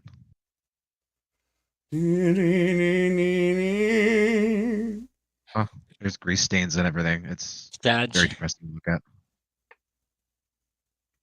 All right. One moment, please. Is there no one here willing to wrestle with this glorious dwarf? Not in a safe way, or in a kill you kind of way, probably. Under Basilstein's auspices, you depart from Bell's Forge with 6 shiny new soul coins. Ooh. How many do we have? Do we have a log of that? I am Matt, not did keeping you? track. That's not my problem. Each We person may be- is carrying their own. I have 3. Any extras are being put in the bag of holding, because you can only carry as much safely as you have a Constitution bonus. So I'm holding 2. I think most of us are holding 2. I've got So I think I actually used one of mine last time. Hold on, let me shake. I've got a We plus did 2 use one bonus. because I believe we had to use it on the demon grinder. Nope, I've got 2. Yeah, I'm holding 2. You I'm have sorry. 2. Okay. Oh yeah, we no, just time has time down on both Hell's Bells and the demon grinder. Once we get out of time, then we're going to have to pop it down. Okay, perfect. So in that What do we case, have in the holding then? Hmm? How many coins do we have in the bag of holding? well, we have multiple bags of holding, and I don't remember if we threw them in your cheese bag. We were all keeping a. It says here. Am I still in the bag? Yes. Yes, that one is still in the bag. Release me and I will share the secrets of Avernus with you. Shut up. I see. I have a note here saying that I'm holding 2 soul coins, and then I have something about 5 of 6. So I feel like, I'm trying to look at my notes here to see, but any of our spare coins need to go into 1 or more bags of holding, so that way. But they need to not be in the same bag of holding as the shield. very That's what I was specifically. thinking. Keep it away from the shield. Yeah, agreed. Yeah. I have a bag of holding of cheese. So I cheese will and add. coins. I will add this to the cheese and coin bag. What's the bag? Okay. So cheese that is. claw. How many is that? We had another. Was it 6? Was it you got? 6. Yeah. All right. Yeah, I believe that Robert is holding onto the shield and the dagger because I don't see them anywhere on my character sheet, so it's got to be with him. And you never will. Yep. Should we get rid of the dagger then if we don't want to hold on to it? It may be useful at some point. Okay, okay. We'll There may not be a safe way to get rid of it. You know what I mean? Later. Like, throw it in the river? It's a potion of frost resistance. I might need it later. I've already defeated Alduin, but I might need it later. You're not wrong. All right. So that's why I have 99 X potions in every RPG I've ever played. So remember, a soul coin, all soul coins start with 3 charges. Yes. And when the soul coin is consumed, when you put it in the machine destroys it and then gains 24 hours of fuel per charge that the coin had left. And they all start with 3 charges. Yeah. Yeah. Okay. Does anyone have track of your fuel? Yes. Right now, we have out of 24 hours that we have for Hell's Bells and the Demon Grinder, we have 15 hours left. All right. It will take you 29 hours to reach the banks of the River Styx. However, you have Infernal War Machines, which divides it by half. It will take you 14 hours. However, Basil Steen is guiding you. It will take 7 hours of travel to return to River Styx. Huzzah! What is this, New York? All right. Rob Zombie intensifies. You burn. During this time frame, are we able to rest at all or no? You could take a short or long rest at Bell's Forge if you'd like. It is not a holy But we're on place, the submarine. But no one will screw with you. You haven't arrived at the submarine yet.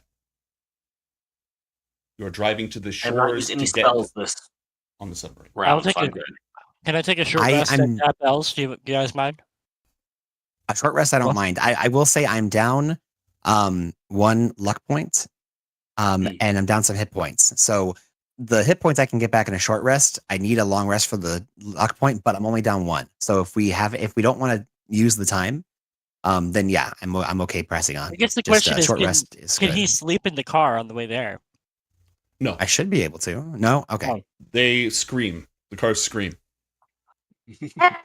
Well, we've done earplugs in the past. We beat Mandrakes with earplugs. They scream into your soul, Matt. Do they sound like this? No. I would have a hard time relaxing if that was playing 24/7. Well, you should come to my house because that's. Fuck, I'd never come to your house then. The bell's done. Take an hour rest, right? Yes, you may take a short rest here before you depart. I didn't need to, but I will do it. But I do. All right. I'm good. There's a sound effect here called screaming in public restrooms. I'm not going to play it because it's probably really obnoxious, but that's what I would. No, now you got to do it. Now you got to do it. Okay, guard your ears real quick. I have no idea how this is going to go. Screaming in public restrooms prank. Oh my god. That hurt. Yeah, that's probably about accurate. Yeah. Just about. The voice made that so much better. The voice intro made that so much better. He can't. All right. He's crying. We're going to break. We are going to break. We'll be back. Starts like going at his ass, just like and just disembowels him. Oh! Like I imagine the camera pans away and you hear a sound like a wood chipper, and you just gore spewing off to the side. It's like somewhat, discretionary shot, but everybody. His legs are like. And then Slobberchop's face comes up into the screen, covered in gore, and it just does the one lick, the one like aggressive face lick. Yep. I hate exactly what it is. I hate everything I stand for. You're underneath, wrench, screwdriver, acetylene torch, and you manage to disconnect. Now you're gonna have to get it over all these traps and pits and stuff. But on the other hand, you have a flying barbarian. You have a flying. Yep, flying barbarian. Oh, that's exactly how we're gonna implement the ballista, by the way. Yeah. Yeah. Here I thought you were gonna attach it to the ship, but no. Whoa. I am the ship, baby. Oh yeah. Airstrike. Yeah, We're gonna roll into Avernus, and we're not gonna actually have any kind of like doom buggy. We're all gonna be riding on top of just Crozet floating around riding a ballista. How did you get a blip? No, it's just a flying dwarf. Fly me close up. I want to hit them with my sword. Who are we? The companions of the Crimson Chain. All right. Hi. Okay. Describe this devil's fate at the claws of Slobberchops. He gets like whipped around, lands on his head, still like conscious and alive. Slobs just starts like going at his ass, just like and just disembowels him. Oh! Like I imagine the camera pans away and you hear a sound like a wood chipper, and you just gore spewing off to the side. It's like somewhat, discretionary shot, but everybody. His legs are like. And then Slobberchop's face comes up into the screen, covered in gore, and it just does the one lick, the one like aggressive face lick. Yep. I hate exactly what it is. I hate everything I stand for. Save, but it's double damage, so it blasts through, starting to erode his power, and he takes the full damage because it's half of double.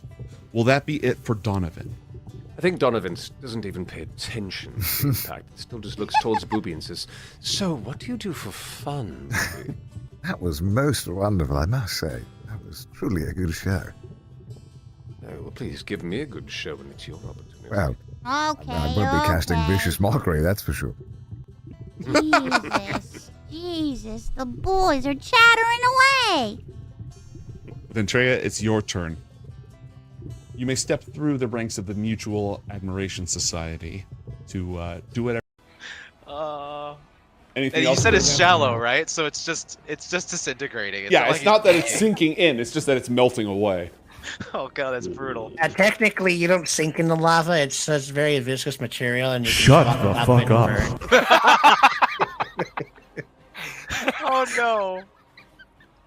Weakened by the extra-dimensional force of the Akashic Field, this final attack strikes the Kraken, and it slumps, reeling in its defeat, slowly dissolving from this reality, banished back to the phantom realms from which it once came. I'm gonna give a huge thumbs up to the kaiju. Good job! Oh, I'm glad you're cheering on your pet, Haruka. No!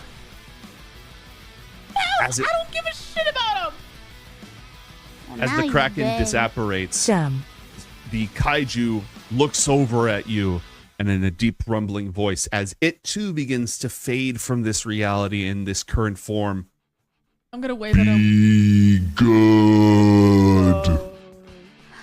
He tells us to be good. Oh, Bye, Kaiju. thank you for fighting with us. Big turtle man. My apologies, sir. What's your name?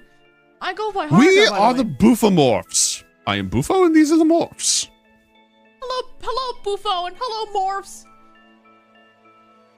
I'm not We are going to say here it. to commune with our sacred idol. It gives us great insight into the spiritual oneness of all things. I won't say it. What's your secret idol? It's I sacred, won't not fucking say it. It's right. What is the toaster going I'm on gonna about say now? it. I'm gonna cover Zen's mouth. Don't listen to her.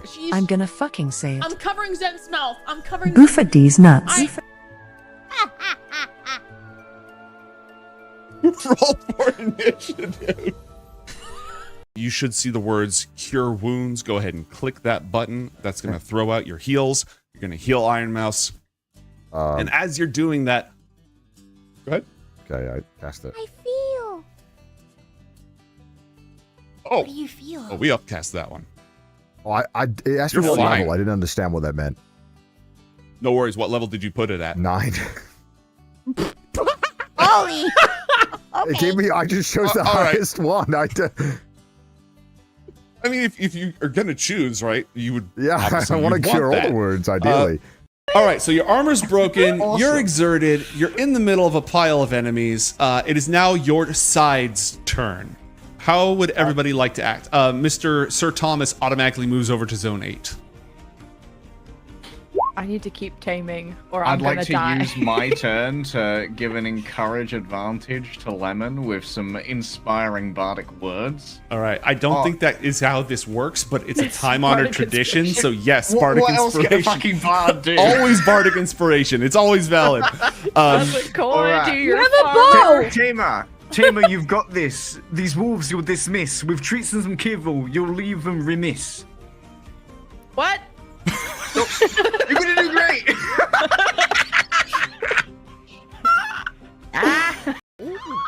And the incentive bonus for that is critical woe. Oh no. For the next 20 minutes, I think. Oh, kitten. Where did it go? Where'd it go? For the next few minutes, Matt must use Uwu speech. Oh, God. Until, until 2 p.m. Grandma. Pacific. Well, thank you I so can't- much for helping Oh, Grandma, little friend. Grandma, what are you saying? Where did you learn that? Freestyle. Okay, everyone, just believe in yourself, okay? You need to be able to just stretch your bony little arms out and let go of Bolshaya. Richard Simmons, by the way, in case no one realizes what I'm doing. And I'm going to hit some persuasion. The last thing you hear as you make your way over is Milo yelling at the piano player in the corner. Asarak, I swear to God, if you play Megalovania one more time, I'm going to shove your phylactery so far up Tiamat's cooch, they're going to call it the Womb of Horrors. And then the door closes behind you. Burning yellow eyes on a younger demonic visage. And this transformed being turns. And,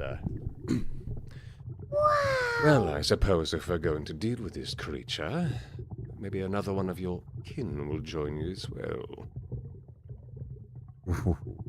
I like What the? this You're guy. not old? I think he needs a job. Oh, please. Oh no, he's hot! Oh my god, there's 2 boobies now? I think we'd get along just nicely, you and I. That's the normal number, actually. Oh, yes, you and me, we'll talk later. But for now, let's see what we can do about this ill-smelling Okay. piece of shite. Roll for initiative.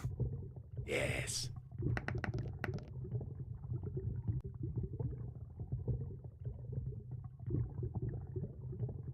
Four seekers, and magic dampens sound in these quarters, quieting boisterous visitors and heavy snoring. And other things. I mean, and other we're all things. thinking it. Are we though? Are mean- we? These cheeks still clap themselves. Just saying. Colonel, I've been feeling I'm trying to sneak right, around, baby. but my stomach thick. The clap of my ass cheeks keeps alerting the guards. All right. So do you guys just want to spend the night and then get breakfast and do this thing? Please, Yeah, let's God, go. yes. Yeah. Release me from this hell. If I was hungry, Yeah. and I kind of feel like I am hungry, and I kind of feel like each of you would fit in my mouth, so I'm probably just gonna eat you. But that just seems. I mean, no. I mean, like, what else do you want to eat besides me? That's it. I'm gonna blast him. Oh, for fuck's sake! And I'm gonna start with Miss Doubtfire over here. Roll for initiative, please. Son of a bitch! There is no way I can. I want to cast my magical chancla. Who's getting it? Who's gonna get it? I'm There's gonna throw it these- like all a these boomerang. posse It's gonna folks. hit everybody. All right. As soon as one of them makes their saving throw, it stops boomeranging. The worm pulls a sandal from apparently nowhere, and it whispers with the ancient power of countless abuelas who are very unhappy. Carajo, coño, gran puta mierda, coño. Go ahead and click on La Chancla. It's going to start at the top, and as soon as one of them makes their save, it'll stop. Here, what the fuck is that? Don't worry about that. Oh no, actually, I you can worry about that now. I mentioned it. That's the nigh invulnerable kraken that shipwrecked you on this island. What? Yeah, but he's fine now. He's just minding his own business, chilling, going around in the ring. Okay. Okay. He's friendly, right? I'll get back to you on that one, Haruka. Wait! Don't switch the. Yeah, I'm not gonna do Perception, you better. said? Perception. 22. Oh, there All we right. go. I'm gonna go ahead and simulate what happens here real quick. Oh. Uh-oh. Ah, shiver me timbers!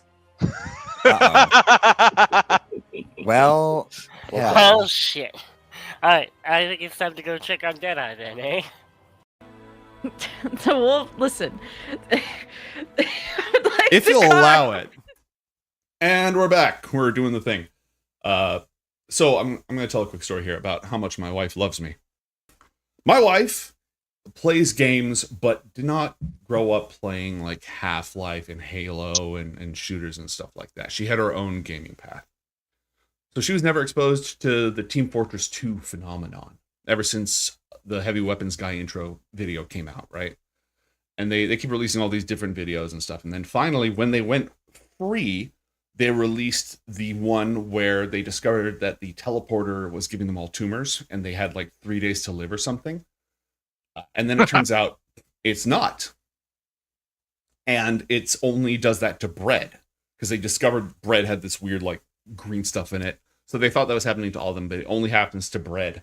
It's like, so we're going to be fine as long as nobody teleported any bread. And it turns out that Soldier spent the last 3 days of his life just teleporting bread. So I have done nothing but teleport bread for 3 days. I used to work with my wife. We met through the company we worked for, and I used to work like 2 desks down from her. And I was having a particularly loopy day where I was not like super stressed out or anxious, but just like super fatigued, going a little bit crazy, and not super productive. So I sent her a message. All I said was, I have done nothing but teleport bread for 3 days, implying that I had not been particularly productive and that I was just, my brain was in a loop. She did not respond because she had no idea what I was saying.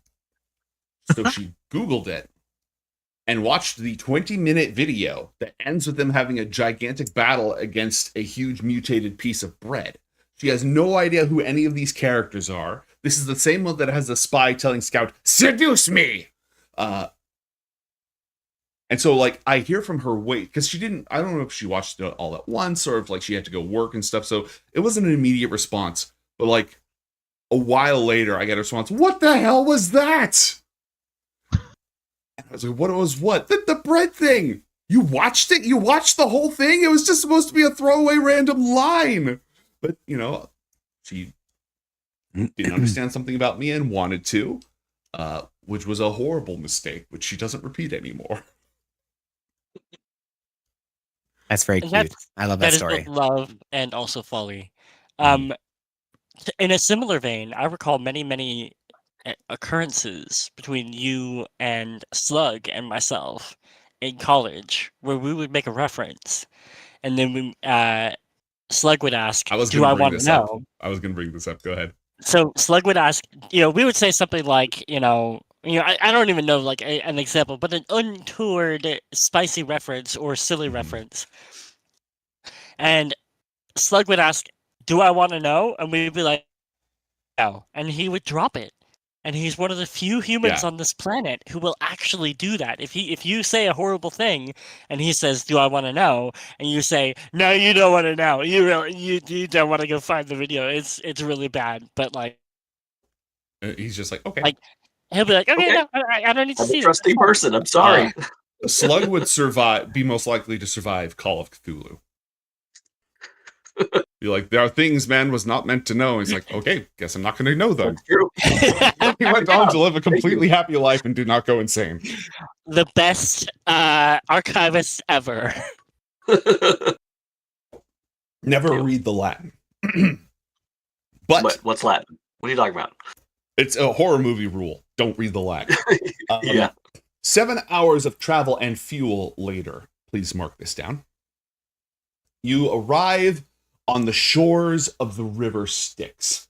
Mixture of all the blood spilled in the eponymous blood war, combined with the sluggish waters of the lower plains themselves.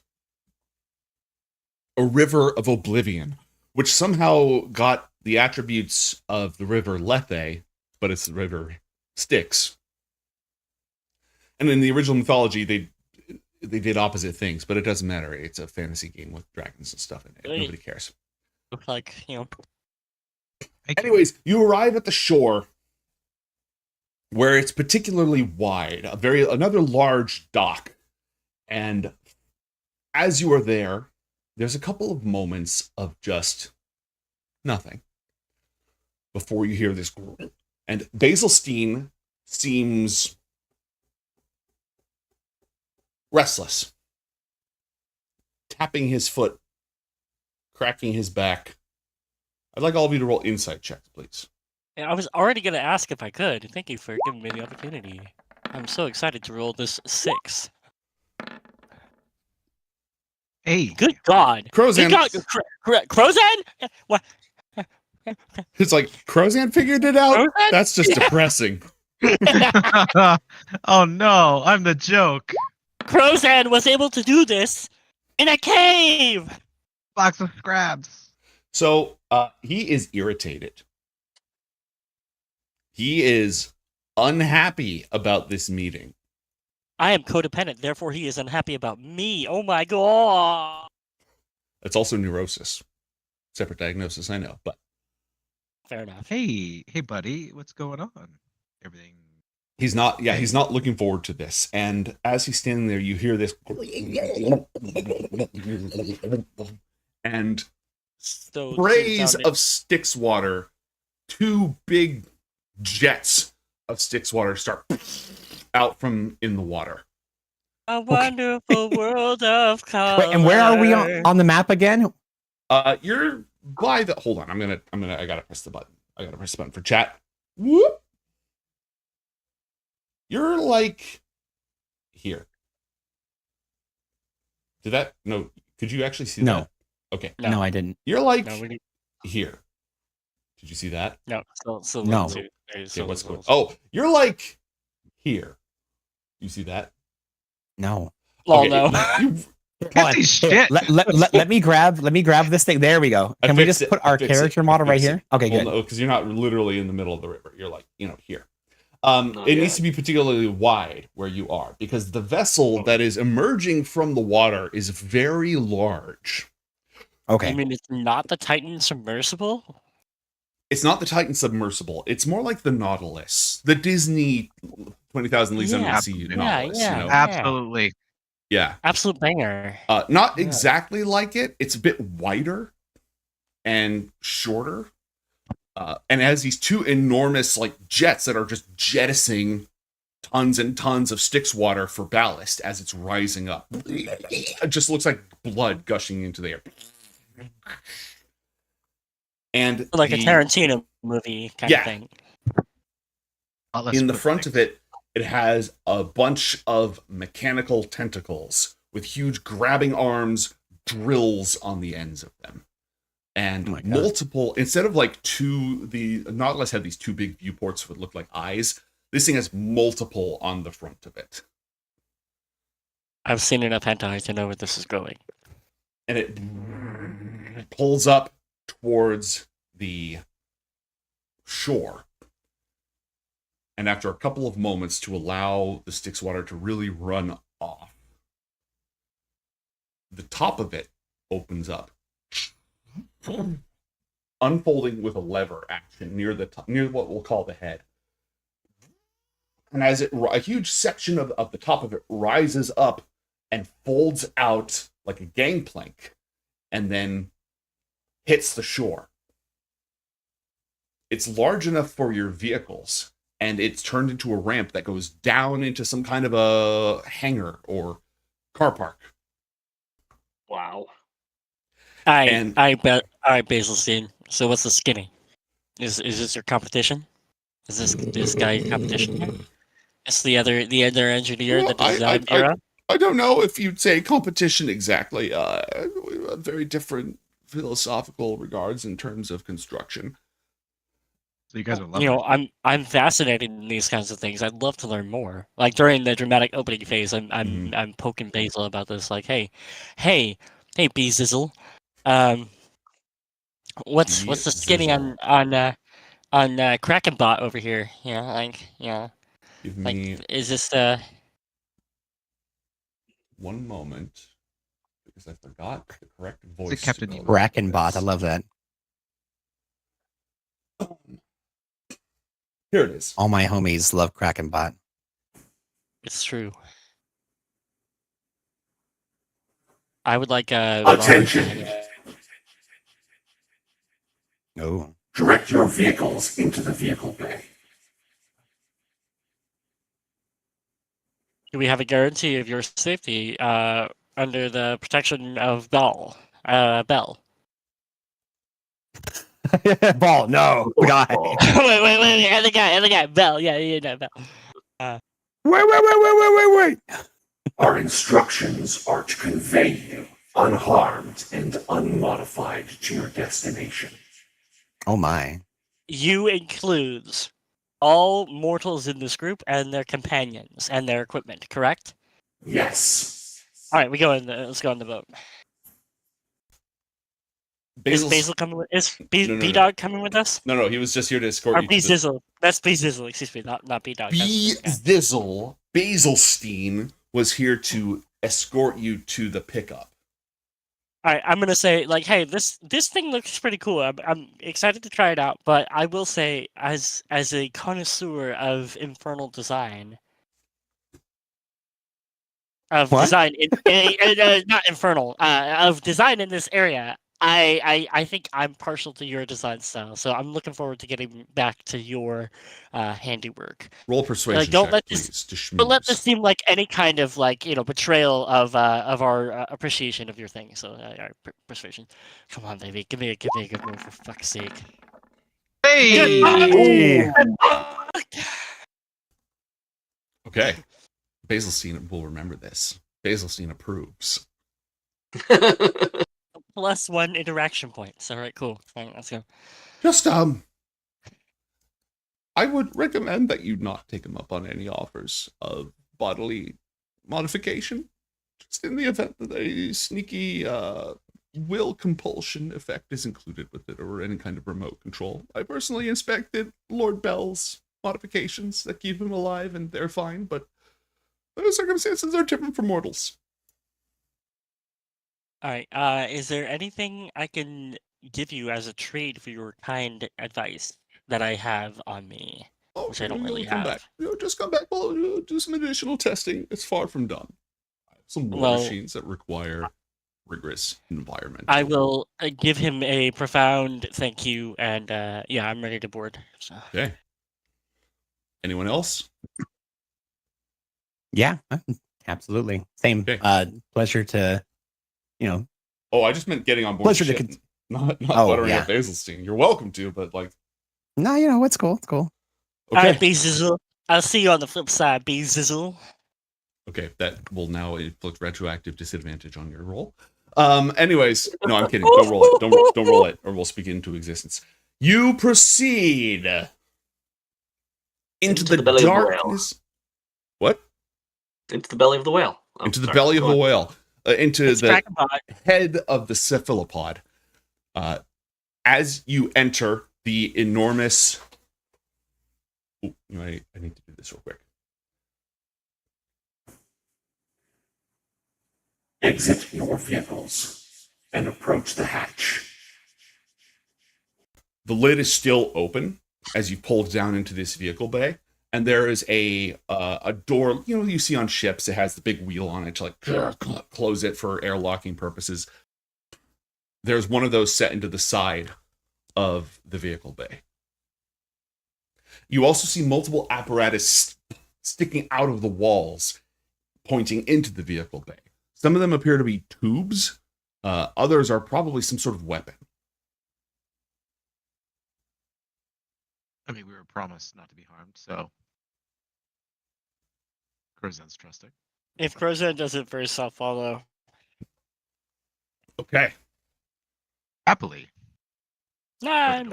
I don't know if I prepared the visual that I want for you here, so I'm going to go ahead and grab it. Because as you approach, you are greeted on the other side by a shambling figure. Looks up, whirring and clicking as it goes, and counting each of you as you walk in. And including the Hollyphant and the bird. And the skull. What about B-Dog? Yeah, B-Dog. Okay, good. Mm-hmm. 1, 2, 3, 4, 5, 6, 7, 8. Correct. It then proceeds. Where is this thing? What are they called?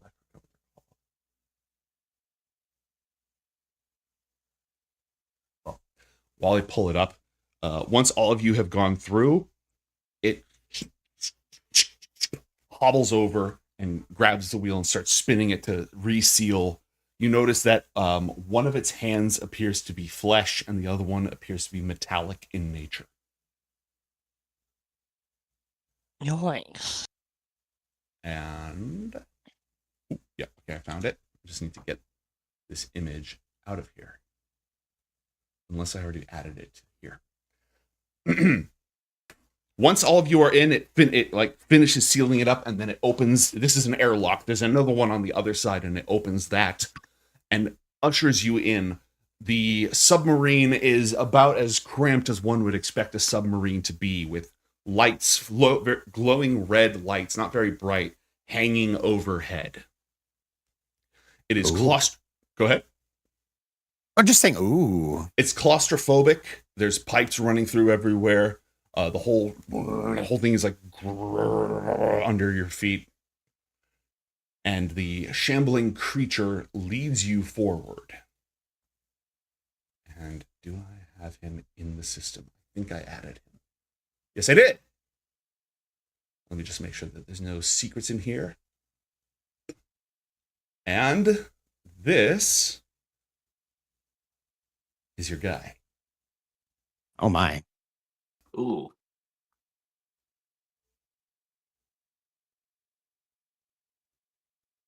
You will proceed to the bridge. He doesn't look like anyone we know. Correct. Correct. You've never seen this person as far as you are concerned. Including their fleshy bits prior to being not fleshy. Correct. You do not recognize the flesh components of this flesh sculptor. Okay, good to know. Then we'll proceed. Okay. I will. I don't want to speak for the party, sorry. All hands, prepare to dive. You can hear the enormous thing closing up again. Thong! Get echoes through the whole thing. As the noise intensifies and you start to hear bubbling on either side, the enormous jets, kind of like VTOL jets, that ejected the Styx water, now absorbing it again. And the whole thing begins to sink as you make your way. You can tell there's a decent number of crew on board, and many of them are these flesh sculptors. Each of them slightly different parts of them have been replaced with flesh grafts or mechanical pieces, just sort of self-assembled individuals, until you are led to the bridge. On the bridge, which is a 2-story bridge, not the most efficient design, but is clearly for aura farming. The enormous bridge is 2 levels, and all the different eyes that look out into the exterior are visible through here. So you can stand on the bridge and sort of see out into the river. And there must be an enchantment on these glass windows, because the Styx is almost impossible to see anything in. I mean, you did the thing down there in the diving bell. It's extremely murky. There is some sort of magic here that allows it to see through like 60 feet ahead, the murk. Whoa. It's not great high definition. It's sort of like outlines and such, but nonetheless, it is there. Captain, the cargo has approached. A figure standing with his arms behind his back turns to face you. He is bare-chested and extremely muscular, covered in unearthly tattoos.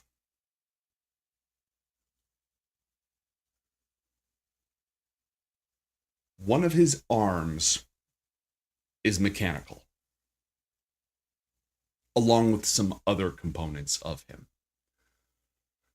including a section of his face. About half of his face is metal, with a glowing red gem set where the eye should be. He is also a mind flayer. Oh. And before his enhancements, he looked like this. Dang. I don't know if that's showing up on the stream, but it but is. He's It ripped. should be. Okay. Yes, it is.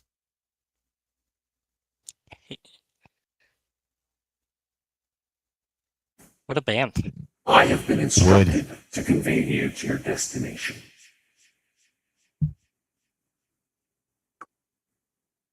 That's good then. Agreed. The voice is speaking into your mind. It is the same voice that was speaking out loud with audio above the surface, but down here it is telepathic communication. During your stay, you will not interfere with the ship's operation or crew. You will not disobey direct orders from me. These orders will be reserved to your role as cargo and guests. They will not be deleterious to your well-being. Are we expected to provide or assist in the protection of this vessel? You are expected to stay out of the way. What is our expected transit time? Transit times on Avernus are never certain. Ballpark it for me.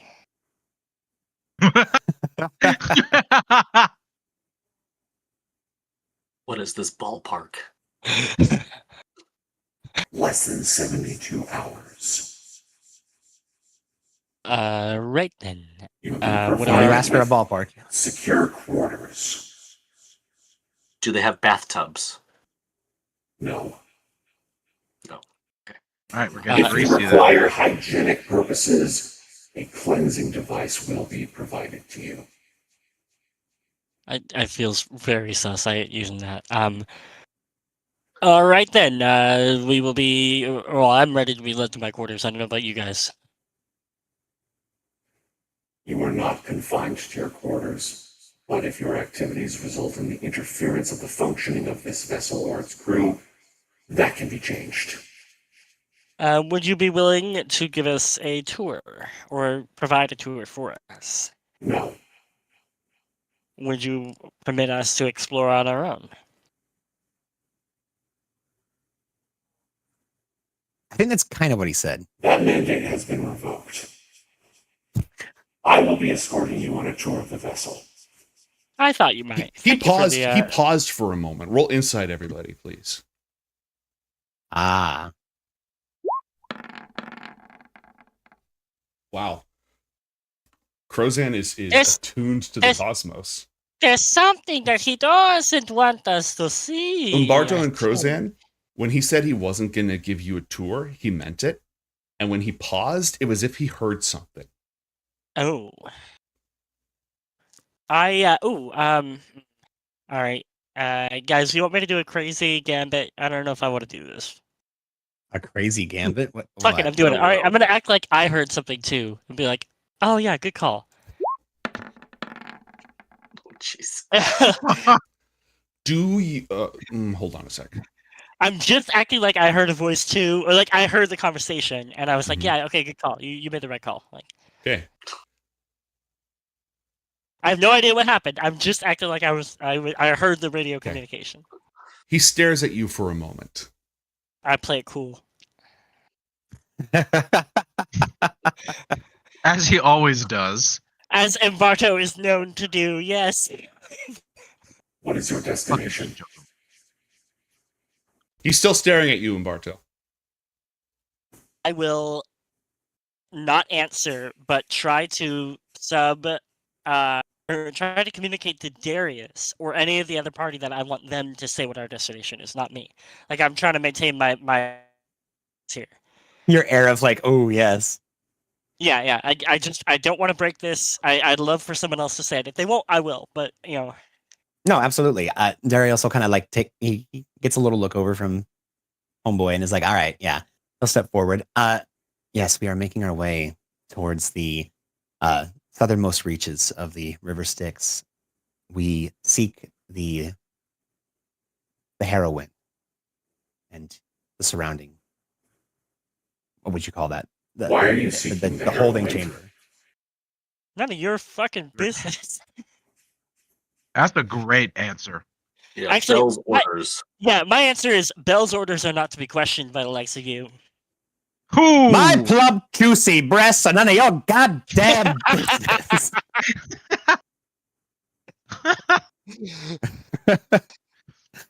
But yeah, no, I'll phrase that a little gentler. I'll be like, "Oh, it seems interesting that you would question Bell's own orders. That feels like a strange approach from you. I thought you had more tact than that."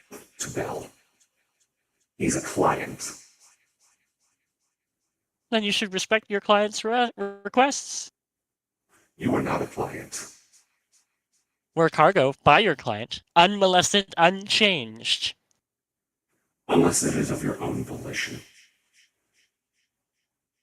Except we are adventurers that are seeking to find fame and fortune in these war-torn lands. We have been selected for a job. We're merely going down to complete a job.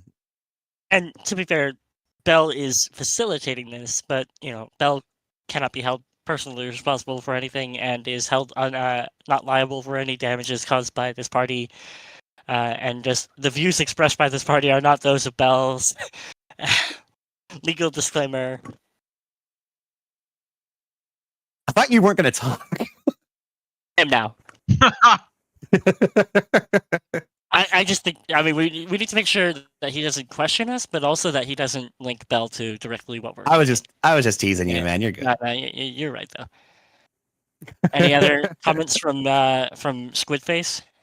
How do you intend to survive the heroines? What are you? Where are we? What is the heroine? I'll do you one better. Why is the heroine? I'll do you one better. How is the heroine? is You are that on we have board this vessel, submerged in the river Styx, on the first circle of hell, Avernus. I am the current commander of this vessel. What is your name? I will give you part of it. I am not a fae.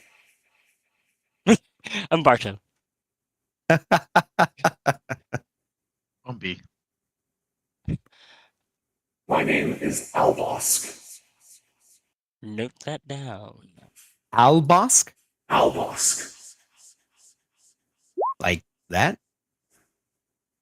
The cleric is Victor or- attempting to communicate, but his words have been silenced. No, I was just trying to pronounce his name, Alvosk. Got it. There are two, it's spelled with two S's, Darius. Ah, Duh. glorious. Very Come on. sensitive of you. Get it right. Yeah, so in short, we believe we have. Wait, did he just give me my name, or was that you? Yeah, he gave you the name. That was him. Or he gave us the name. That was him. Okay, so he's asking for our names, but he already knows our names because he can read our minds, I suppose. All right, then, very good. I'm gonna say that we think we have a way of surviving it, and we're not certain it'll work. But so there's no point in discussing it. We have theories. Either we die or we don't. We'll find out later. What's it matter to you anyway? Would it like to help us? Is that what it's proposing? Yeah, I mean, are you asking to help? But What are your ultimate intentions upon penetrating the heroines and surviving? Well, no, hold on. We're gonna buy it dinner first. We don't do penetration before pleasantries are had. Of course. You, jeez. No. So I guess before I answer that, why are you asking? Does it have direct connections to the function of this vessel or your safe completion of this contract? Yes. Because if it does, I'll answer potentially. Can you enumerate those effects so that I can understand what parts of our mission are pertinent to your request? Enumeration is difficult because there are a variety of numbers of ways in which it could impact. But if you want me to elaborate instead, the heroines pose a significant risk to this vessel. I am responsible for this vessel. Destruction of my mortal form would be a setback. Reasonable. Okay, so let's say that you could drop us off a close but safe distance from the heroine. We have no intention of putting your vessel at risk. We are also required to operate in the vicinity of the heroines from time to time. If you are going to enter and cause a disruption of some kind, the after effects of that disruption are relevant to the continued operation of this vessel. The extent of that disruption and the nature of that disruption are undetermined for us, so I cannot give you valid or useful information about that. I see. That does not avoid your contract, and your contract still requires that you drop us off at that location. However, to my knowledge, there is no direct impact to you as a result of the alteration to the heroine. And in ideal conditions, it will be completely removed from your consideration altogether. However, I can't confirm that yet. We are going to make the attempt. That is an unlikely outcome. We'll begin the tour. You are an unlikely bitch. No, I'm just... Jesus Christ. Insight checks from everybody, please. I didn't actually call him a bitch. But... I know you didn't. I didn't do fucking shit. Robert, as he begins leading the tour, and Umberto doesn't say anything, he pauses for a moment, and for just a fraction of a moment, and keeps walking,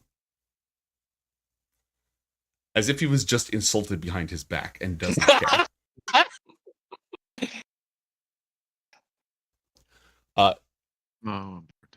I'd like everyone to roll Arcana checks, please.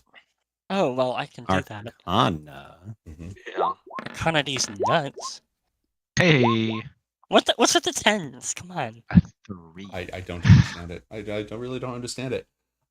Anyways. What about B-Dog?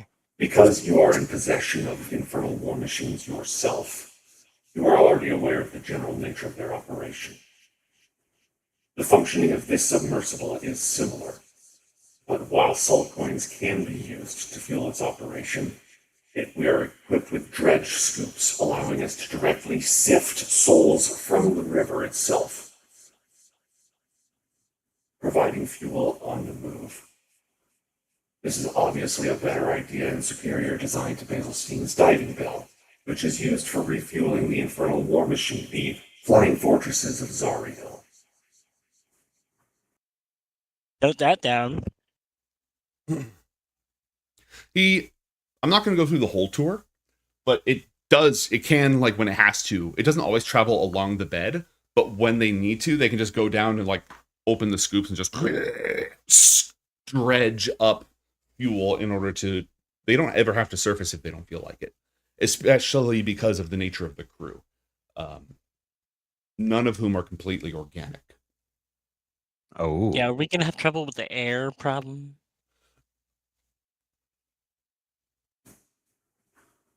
We are fully capable of storing purely biological specimens indefinitely as needed. Indefinitely and functional and unaltered? When necessary, yes. I believe it is necessary. That's good to know. The cylinder must remain intact. Yes. Oh no. No damage to the cylinder, please.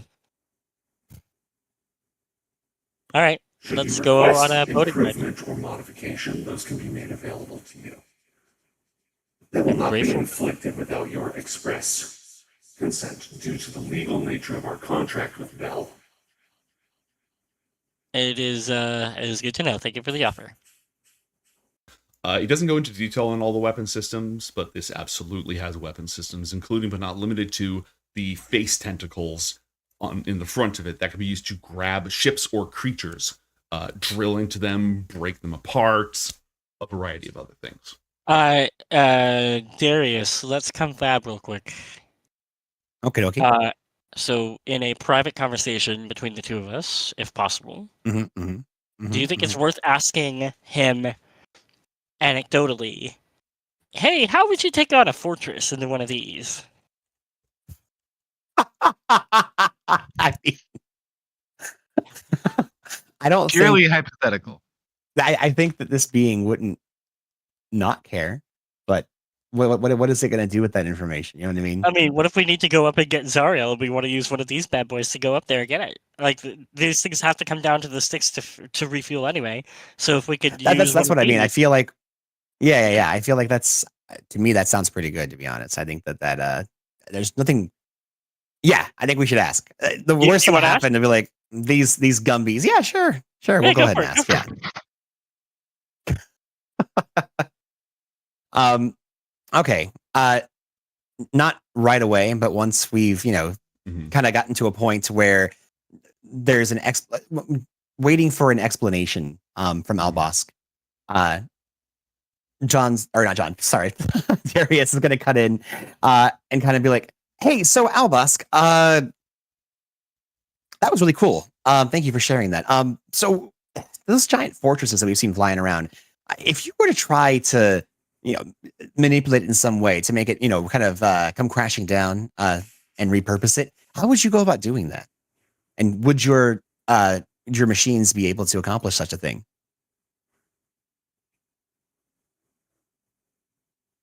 That is a scenario which has been explored. There is an answer to that. I am not currently at liberty to disclose it to you. Given the current circumstances, it is possible for those circumstances to change. Understandable. Thank you. If you are interested in discussing it further, we can make a stop before we arrive at your destination. That sounds fantastic. I really appreciate your candor. We need to know what that stop would entail, though. I mean, you're listening in too, right? You can chime in. Okay, I'll say like, so what kind of stop and how much time would it add? Again, ballpark. To our, and what would it involve from us? It would increase the travel time by less than 72 hours. Would it risk our mortal form? No.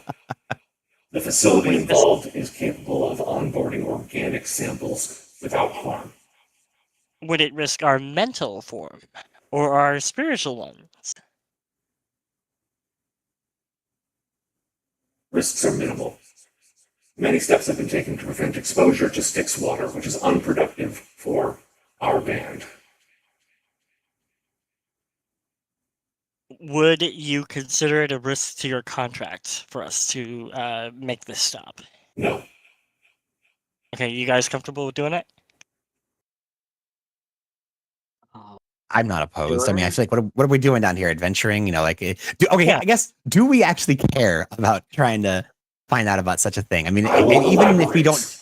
My master has designed multiple methods for disabling one of Zariel's flying fortresses, which can be discussed or shared with you, depending on negotiations. There you go. I mean, like, even if we don't want to take one over, like being able to know how to do this is probably a good idea. Ooh. Sorry, I'm not asking him, I'm just looking. Is this seem to be the same technology as what Basilstein's working with, or is this a completely different? Investigation or Arcana, please. I'll go the Arcana route. Mm-hmm. Wow. There are differences. There are definitely differences. Infernal war machines tend to be put together with basically just hodgepodge assembled with a sort of madness to them. There is absolutely a madness to this, but it's a very refined, specific madness. This operates on the same principles as Basilstein stuff, but it uses its own elements as well. Is the stuff that Basilstein uses is just what they found in this area? Is that no? He manufactures his own stuff with Bell as well, so his stuff is less ramshackle than Mad Maggie's war machines and stuff like that. Are all these war machines infernal based? Are they from the war itself? They do not function outside of hell. Okay, and the same as this. This is too complex for you to fully understand. It is not the same. It uses souls as fuel, but it is not the same. Okay. You also can't hear any screaming from the engines. Okay, yeah, that's a good point. Is this mind flare seems to be fully mind flare, not some sort of weird devil demon. He's been biohacked a little bit, but like a lot maybe. You could sprinkle some holy water on him if you have any to find out. That sounds very violent. I maybe am not down with that. Yeah, you could be. Couldn't we just show it Heaven's Fall and say, hey, what do you think of this? Totally drop it in front of him. Do you want to do that? I feel like clumsy me. Yeah. Can we first roll insight or something? If you want whatever to try the roll is to identify his nature, that would also be, well, if you're thinking about fiendishness, religion would work. Okay. Come on. Don't. He has no outward signs of devilness. Okay.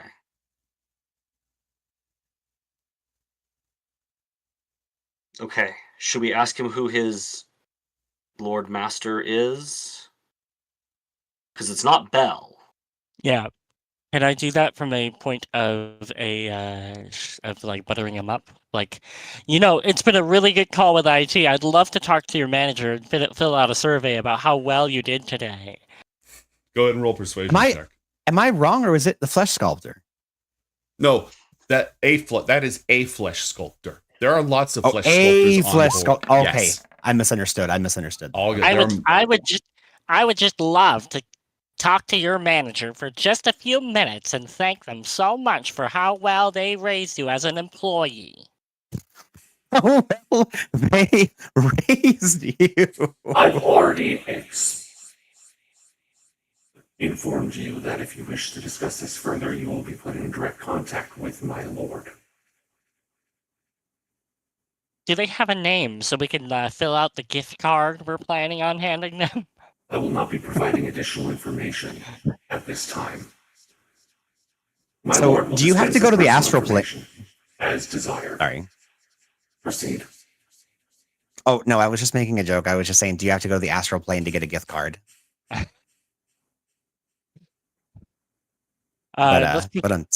This Do we form wanna go- was this iteration of this form was composed of infernal matter.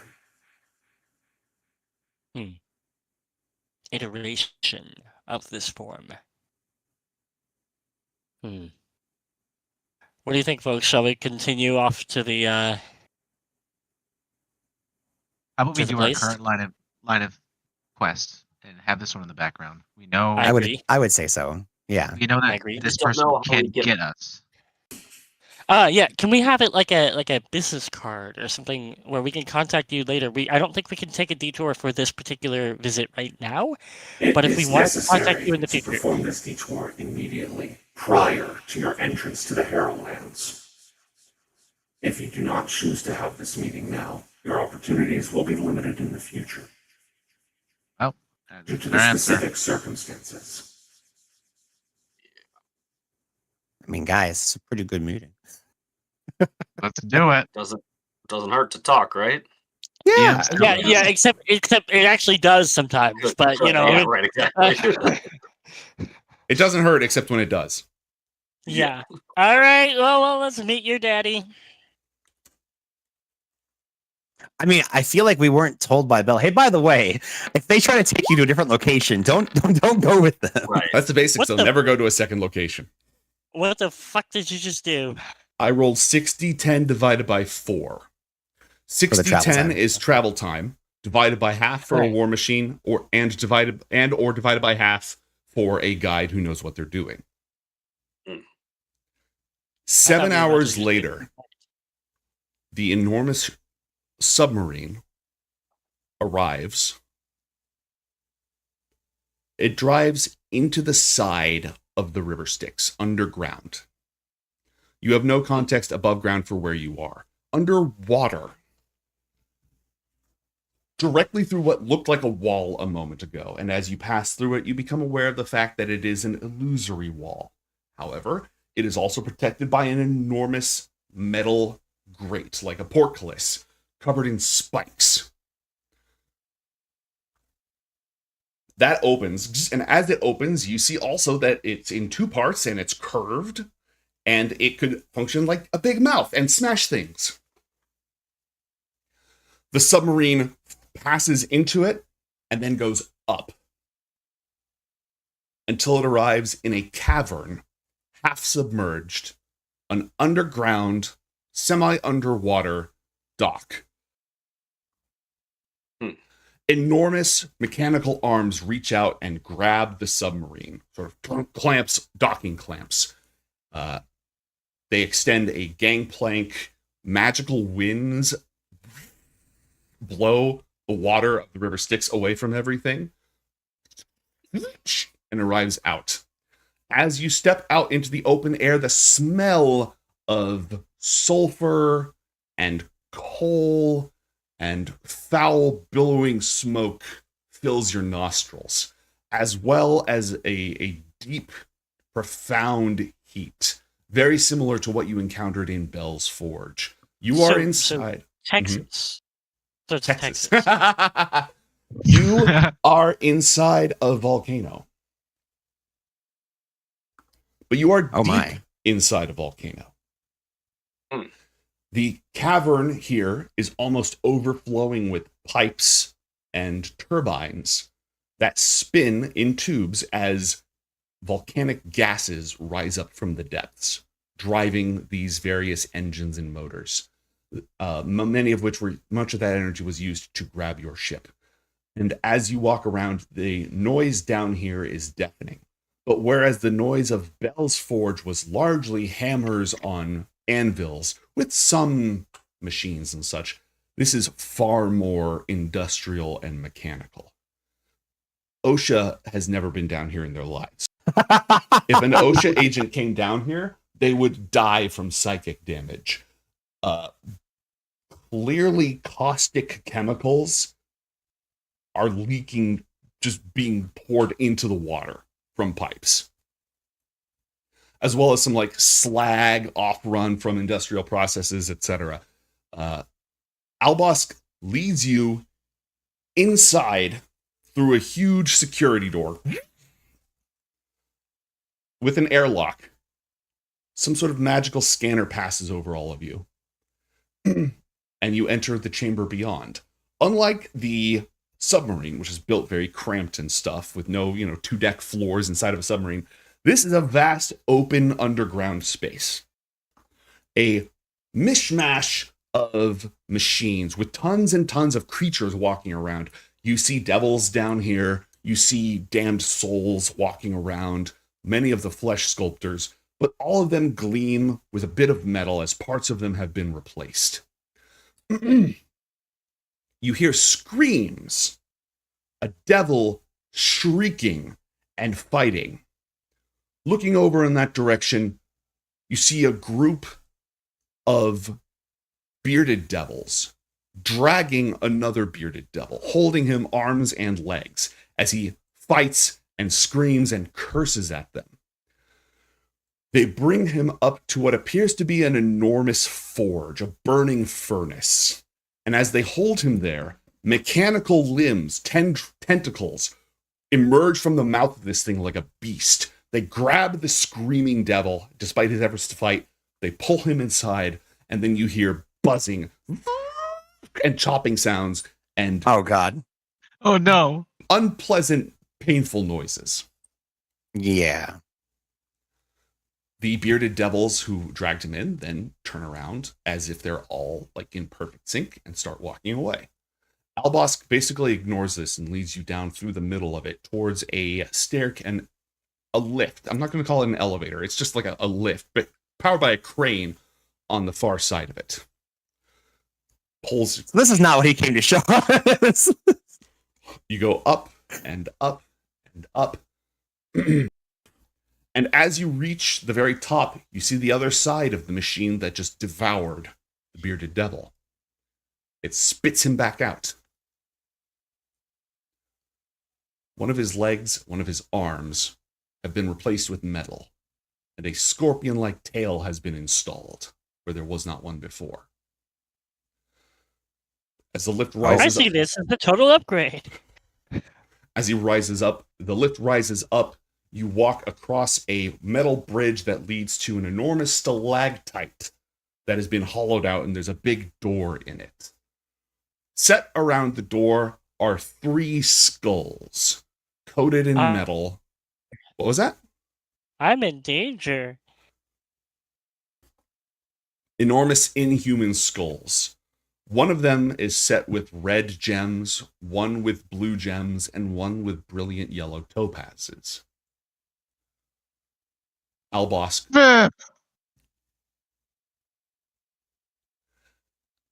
Albosk approaches the door and knocks on it.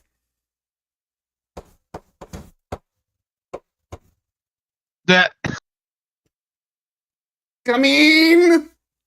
And the door No. opens, There's no way. There's revealing no way. a control room with windows all around that can oversee the entire factory.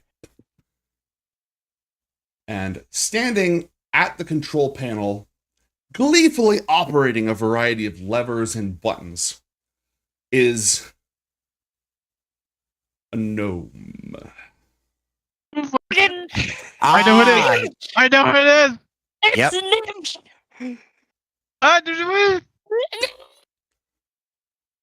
This gnome looks like he came out of a blender. He is hunched over. One side of his spine is longer than the other. He has weird patches of mottled hair. Absolutely no pigment in him. Probably club feet. basically every single deformity that he possibly could have.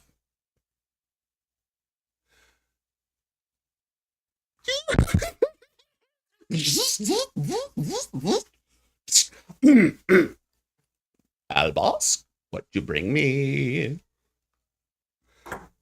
And in that same voice, Lord Nimsh, this group of adventurers under contract with Bell plans to head into the Heroines. Ooh. Now, what are you doing that for? You ever been dead before? Would you like to be?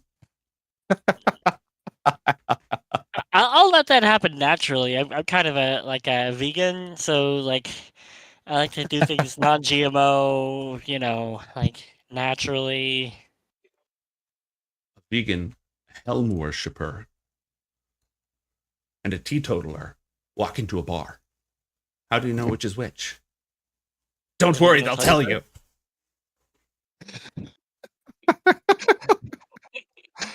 You want to know how I got these scars? Frickin' Nimsh. Holy crap. I've been waiting for this. How did we not make that connection seeing all these modified people? No. Yeah, wow. I saw it. I didn't want to spoil it, and I wanted it to happen so bad. I had We Justin have a do picture? this art like 5 or 6 years ago. Yeah. Wait, what art? What am I missing? I don't see Give it. it to me. Give it to me. Behold, Nymph Oh, the yeah. Unstable. Yes. There he is, our beautiful boy. Crozet falls down to his knees as if he recognizes a life from his past flashed before his eyes.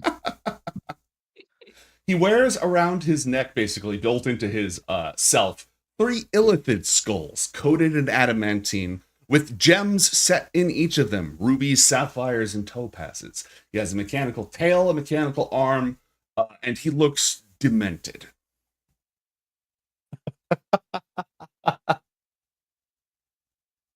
May, I don't know how often you've explained where Tormented by Gnomes comes from, but did you want to go ahead and give us one more little quick? I can't yet.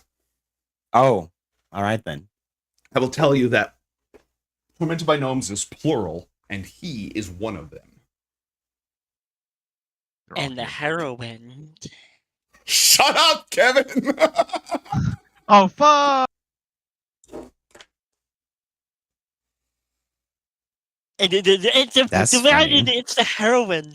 It's Grumpelpunk. I have been sitting on this for 6 years! All right. Oh, hell yeah. Oh my god. Right. Layers upon layers. Okay, now it's context time. Now that we've gone ahead and figured it out and said it, now it's context time. So, Nimsh is a half-machine gnome necromancer played by Echofoot in like high school. This was pre-high school. So like 30 years ago. No, not 30 years ago. Like 25-ish? 25 years ago? Yes. Yeah. Mm-hmm. He was not supposed to be half-machine. He became half-machine by accident on an adventure where Nimsh was created to join Grumpelpunk, who was Nick's gnome barbarian, and his companion, the shaman Zingopunk. Again, 25 years ago. This was when I learned how powerful buff stacking was in 3rd edition, because there were 2 level 4 characters, so I thought, okay, 2 level 4s, that's like having 4 level 2s. So they can do together a level 2 adventure. And they go through this whole haunted asylum and find an eldritch city beneath the ice, and one of the creatures that has been frozen slumber for hundreds and thousands of years emerges from the ice, its glistening form, grotesque. So Grumpelpunk rages, and Zingopunk, this is all under Slug's request.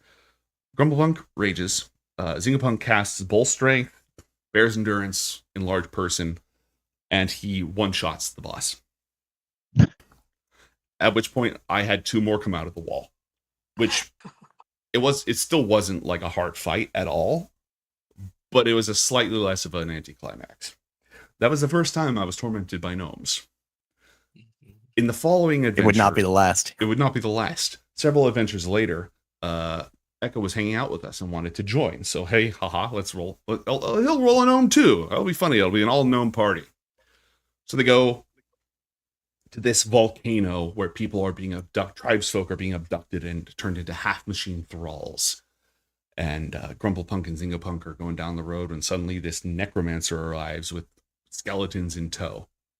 And they're the lair of the villain who's turning people into machines is in the center of a volcano. It is a tower rising out of a volcano with no bridges or anything to access it. What you're supposed to do is go down into the tunnels underneath the volcano, meet a bunch of magmins who want you to kill a hydra. So you kill the hydra and you climb up a deadly steam vent to get to the bottom of the tower. Instead, they reanimated the corpse of a half-machine bug, made a net underneath it, and flew across the lava to the top of the tower where the boss was. Like you do. The boss was a shield guardian because the original wizard who made this half-machine technology contracted a deadly disease from the vortex where he learned it. So he had sealed himself up and was the power source for the entire factory. And his shield guardian had been granted sentience and was carrying on his work. The shield guardian was the one who controlled all the half machines. So when they busted into the top room of the tower and immediately killed him, all the half machines became free-willed. The machine that turns you into a half machine, which was basically, it was statted out like a monster that had mechanical tentacles that could grab you, drag you in, mechanize you, and then you'd be a thrall to the mechanic. You all just witnessed that process. It was a floor down or two. You were supposed to fight your way up through it, risk your party getting turned into half machines and turning into bad guys before you could defeat the mechanic and free them. But having immediately freed them, they just got down there and the machine was there. So Nimsh decided to jump into the machine. Grumplepunk, of course, being a wild barbarian, thought this was a blasphemy against nature and refused to do so. Nimsh came out with, his hit dice went from a D4 to a D8. He got strength bonuses, armor class bonuses, damage reduction, a scorpion tail that launches darts. It was wonderful. And so Grumplepunk said, "What the hell?" and jumped in because, those buffs were too good. Yeah. When in Rome. Grumplepunk was I can never do this. Wait a minute. What? You're just handing out the... Okay, then let's do this. It was a template. Back in 3rd edition, templates could be applied to things, and it was a good template because it was not designed to be playable. But they had sequence broken. Now, I actually got something wrong as well, because the top window was supposed to be a wall of force, not a window. But I didn't read that part. So now they were incredibly powerful. Their various adventures continued, and... how do they avoid the evil thing? What evil thing? You said it turns you evil. It turns into a machine. The machine doesn't turn you evil. It makes you obey the master. And the shield guardian was the master. So he didn't think it was evil. He was just like, this is not natural, and I'm a barbarian. I live in the wild. I'm one with nature. Oh, wait, those buffs are really good. Never mind. Yeah. I would sell every inch of my soul for 5 points. Their adventures continued, some together, mostly apart.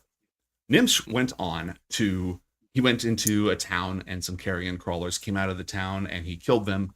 And the captain of the guard was like, "Oh, thank you so much. We need your help. We have this quest." And Nimsh cast Fireball on him, because he had just unlocked Fireball. Then he cast Fly, flew over the town, and threw fireballs on his way over. Why? No reason. He's not Nimsh the stable. Edgy, too edgy. We were teens. So he went on these quests while Grumplepunk, who was originally created to be Slug's first non-good character, a neutral character. Unfortunately, Slug could no more resist being a good guy than he could resist those sick-ass buffs. So he ended up throwing in his lot with the Hillwinds people in our other campaign, Matt. Hey, there you go. The Eladrin didn't used to be a type of elf. They used to be chaotic good outsiders. and there's like this Gwynharwith, the warling. I had the Book of Exalted Deeds, and there was a holy barbarian prestige class in there, and it was really cool. So you could be a holy rager. He wanted to go for it, and I decided that he couldn't do that because he had this half machine. It was like, this is dampening your soul. So the gods, the angels, gave him a quest to descend into hell and go into this forge where there were Magugons in order to be cleansed. So he fought them, died, and was revived as a half celestial. Because I didn't want to just take away his buffs, but being a half machine holy barbarian didn't feel right. Half celestial is better than half machine. It's very strong. It's very, very strong. So now he was even more unstoppable. I once created an entire group of bad guys who were having an evil meeting, and I statted them all out as player characters. I built them all individually in 3rd edition, which took a long time. But I made them all lower level than Grumblepunk in order for it to be like a challenge. Not to be fair, he wasn't going to go in and fight a bunch of level 10s as level 8 or whatever he was. You're level 12 and you fight a bunch of level 8s. I did not realize that he had Holy Word because of his celestial nature. That's like a level 7 spell, and if you are lower levels than the spellcaster, you do not get a saving throw, you are blinded. So with Zingopunk's help, he turned ethereal, phased through the wall right into the middle of their meeting, reappeared, said Holy Word, blinded all of them, and we spent the rest of the session with him hunting them down one at a time like a serial killer. I spent hours on them, and they got neutralized in one round. So this, among many other reasons, is why I'm tormented by gnomes. But it's these 3 gnomes. It's mostly Grumblepunk and Nimsh. Now, a bit more context. That's glorious. I know we're doing story time instead of playing, but I've been waiting for 6 years, so I get that. How upset would everyone be if Crow's End wanted to be turned into a robot? I feel like Not that upset. They would Not that gain upset? control over you, but if we could guarantee that you had control over yourself but still had the robot powers, I would be all for it.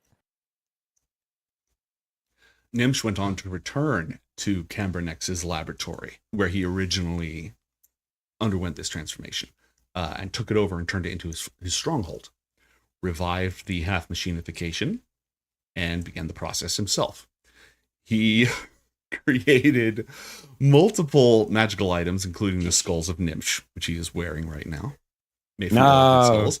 Albosk was a Illithid prisoner in a dungeon that he went into and helped break him out. And Albosk ended up being his like greatest ally, his second in command. Holy shit, this is a rush. I And unlock something. Eventually, Nimsh's ultimate plan. We at one point we had them fight each other for it was non-canon. And I think Nimsh won because of prismatic spray. Yeah. It was high level 3rd edition combat. That's nuts. But again, it was non-canon. So Nimsh came up with a plan to not die ever. Or rather, to die plenty of times, but to never stay dead. In 3rd edition, and there is a version of this in 5th edition, but like many things in 3rd edition, it's much less OP now. You can create clones, but when you create a clone, it is a body without a soul. So by default, it will rot. But the point of a clone is it's a backup body. So if you die, but you have a clone, your soul goes into the clone and you're alive again in a new body. I'm fairly certain this was pre-Horcrux Harry Potter. Probably. But this is different anyways, because it's backup bodies instead of splitting your soul. So Nimsh made a whole bunch of tombs for himself. And in each of these tombs, he stowed some magic items and some spell books, backup spell books, and just sort of some starting gear, blueprints and information for making the half machine process. In each of these tombs, he put a clone of himself that he then petrified with flesh to stone, and then put contingencies on the tombs that would cast stone to flesh under the right circumstances. These tombs are hidden throughout the multiverse. Wow. Not just on Earth, which is where all of this happened. They're hidden throughout the multiverse. So every time that Nimsh dies, it's not always immediate because of the different conditions put on the spells, but inevitably he comes back to life somewhere else and starts the whole process over again. This particular iteration emerged from a tomb that was built in Avernus. So whenever some heroes killed him last time, he just popped up here and set up shop. That's ridiculous. Okay. Wow. Now we come to roughly the end of the story. Our whole campaign my campaign with Slug, like 20 years ago, revolved around Bel, Lord of the First, attempting to conquer / absorb into hell the entire world of Greyhawk, Orth. Grumplepunk was set to stop. So he entered hell. He entered Bel's stronghold, which was full of lava and stuff. However, on that particular, and Bel was in like an epic level threat. He was extremely high level. But on that particular day, Slug Slayer in real life was sick. So when he engaged Bel 2-on-1 combat, he did not remember all of his special abilities, and he died. Yep. However, his patron, Gwynnerwith, retrieved his soul, revived him, made him a new body from celestial matter, and also turned Zingopunk into a half-celestial. Bel made some additional progress. He had a big portal in the desert. They had a rematch, and in this in-between space between Orth and Avernus, Grumplepunk defeated Bel. Oh. And his plan after that was to use epic level magic to terraform hell by casting spells that would cause it to rain holy water in a wide area. Effectively like cleansing hell and just turning it into not hell anymore. This would create a foothold into hell for invasion. Yeah. And as it turns out, Bel did not die because he wasn't in hell when he died. But he also wasn't just fine because he was partially in hell when he died. And that is why our version of Bel is in a floating life support Vader suit. And that is why the heroine too, because that's Grumplepunk's attempt to terraform hell. Mm-hmm. And it's not the winds that tear things apart. It's Grumplepunk. So you're saying all we need to do is direct the storm, not stop it. There's a reason Bel would like you to get rid of it. Because it put him in hospice. Oh my god. Wow. You love to see it. And that's also why this guy doesn't want us to, is worried about what we do with the heroine too, because it might go after yeah. Joe, did that feel good? That felt very good. Yeah. Like I That's said, hilarious. back when I would tell you guys when we were in Baldur's Gate and we were doing Grand Theft Baldur's Gate, and I was like, oh, I have so much stuff planned. I have things planned for Avernus and stuff. This wasn't all of it, but bringing back characters from like 20 years ago, I've been waiting for this day. Glorious, my dude. Glorious. Wow, awesome. Anyways, now that all the lovely exposition is done, how can I help you? Heroines, that's right. Did you want to be dead? Hold on a moment. And he casts a spell. Puts his hand to his artificial eye and looks at each of you. And apparently the verbal components for this spell is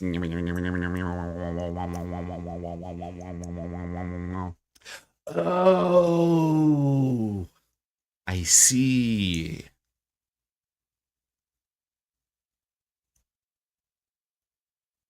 What does he see? You.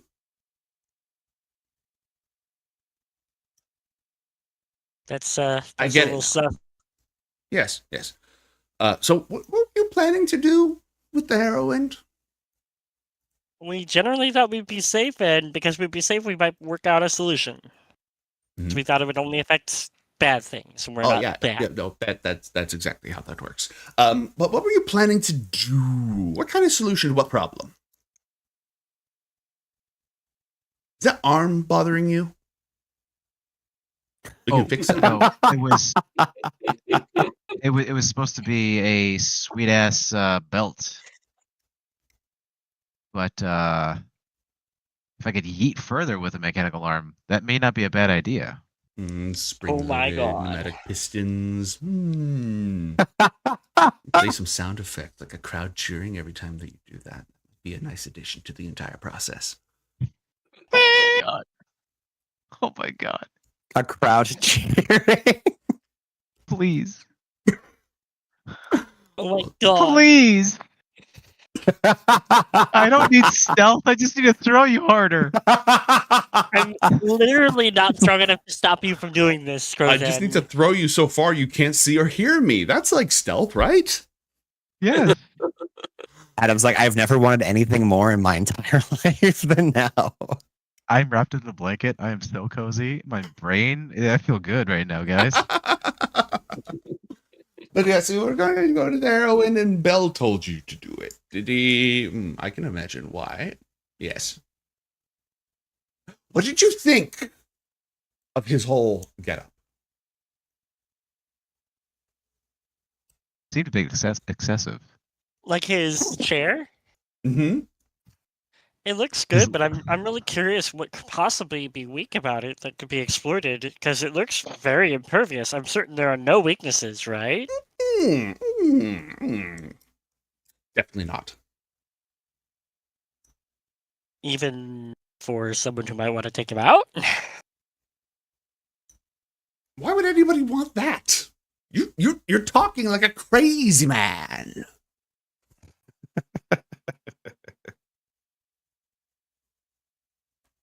So, yeah, we were talking about. Deal with it. What are you planning on doing? Are you going to? I guess the real question is, what were you planning on doing to take down one of Zariel's fortresses? Because that's an even better question, don't you think? Well, I have a couple different varieties of plans. I'd love to hear them. I love hearing about your plans. Your plans are the most Do you know fascinating. how hard it is to find bananas here, let alone in bulk? That scraps plans A through F.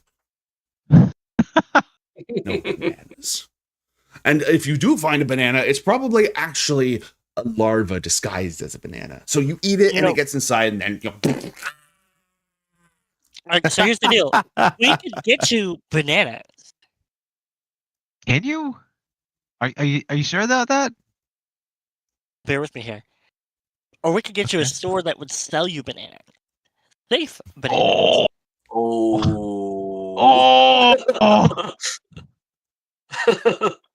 I mean, that's in exchange for complete discussion of your plans, which I'm utterly fascinated to hear about. But I know you need bananas, so we get you the store that sells you bananas. You get to tell us about how cool your plans are. Okay, I can do that, but you're going to have to stay here until you die.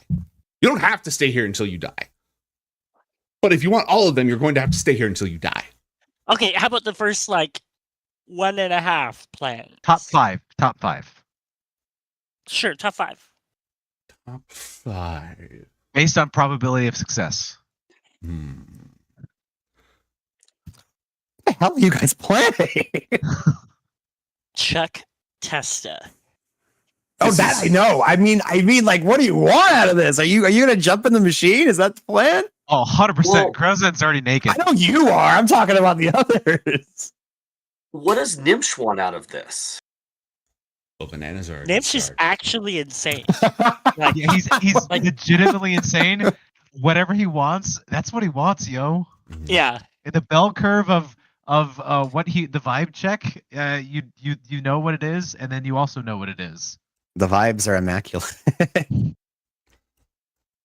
Could he put something on Bell's chair to control him? You could probably just break the chair and kill Bell. Kill his life support, essentially. Upon further Although that analysis, doesn't it help was us determined as that much. an actual control device of a sufficient magnitude to grant complete dominion over an archdevil would have generated too high of a noticeable field in order for me to sneak it past his defenses and his investigators.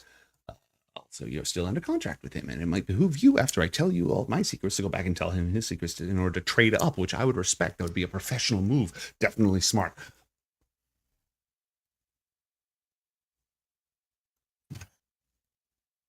You should know not all my plans have to do with flying fortresses and bells, so you should probably specify if that's what you want. Because if it's just top 5 plans, then they may not be immediately relevant to your own interests. As brilliant as they are!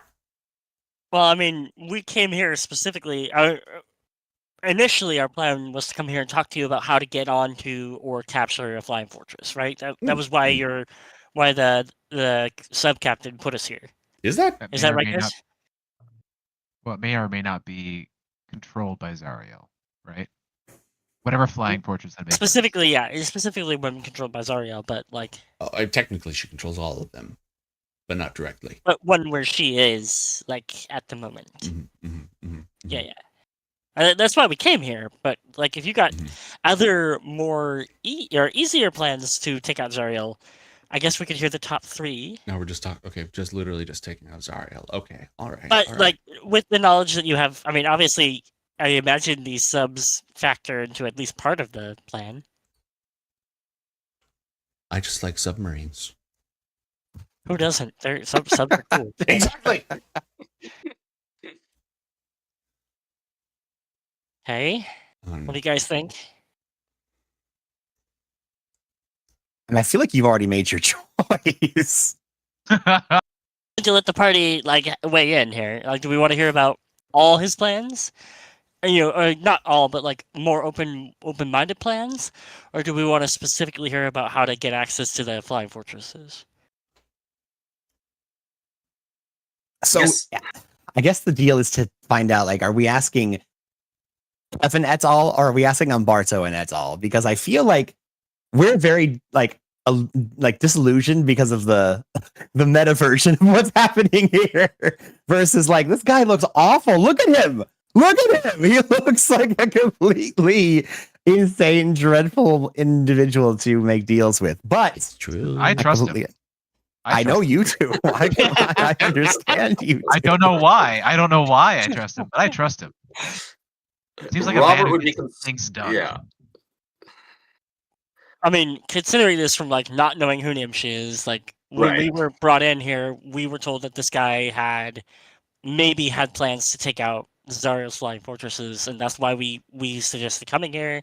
So my thought is we just kind of ask him like, okay, give us the top 3 or 5 plans for taking out Zariel that would be possible to achieve with either us or our help. What do you think? Before we ask that, though, Robert wants to know what's his motives, why. Like, right now he's working for Bell, he's a third party working for Bell, but what's his take on Zariel? Is he pro, for, against? That's a good point. Motherfucker, he's crazy. He does whatever he wants. Well, we don't know that. Yeah, that's true. I mean, what about her? We should probably find that out. Someone roll like a medical? Diagnoses. Can I roll to psych eval? Yeah, do insight. I'll roll to TikTok diagnose you. And I rolled to psych eval.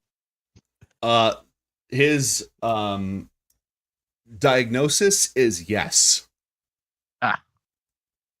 Just take the DSM-5 and check off all the boxes.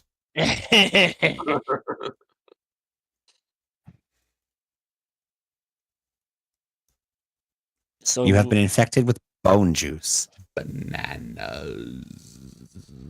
So does he really want bananas? That's what it's...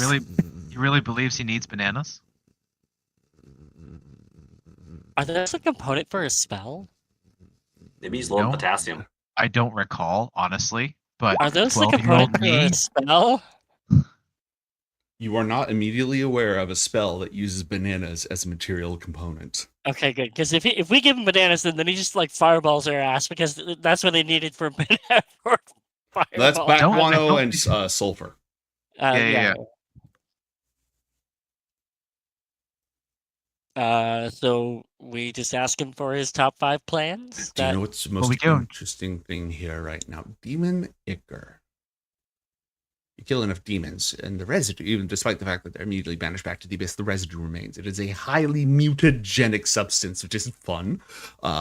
there doesn't really seem to be a pattern of what happens based on creature type when you immerse them in a tank full of this stuff. But it's also a highly unstable fuel source. It's often used in a booster capacity in infernal war machines, though too much of it can obviously damage the engine because you're directly ingesting a chaos into a lawful entity. But I think that the capabilities have only just begun to be tapped. Is this guy a water engine guy? Huh? It's a engineer man. Okay. Hydrogen cars are the future. Nerd. Yeah, that. Okay. Are you guys There's okay with plenty me of this stuff. This is the greatest battleground, aside from sometimes Acheron. This is the greatest battleground of the Blood War. Demon Icker's just lying everywhere. You can just find it in tubs. One of your minions can just stumble into it and come out with 3 heads on the bottom of their feet. It's great. It's very disturbing. What would it do to Bell? I have no idea. He's probably tough enough to, just not. What if you put it in his life support machine? I don't know. It might explode.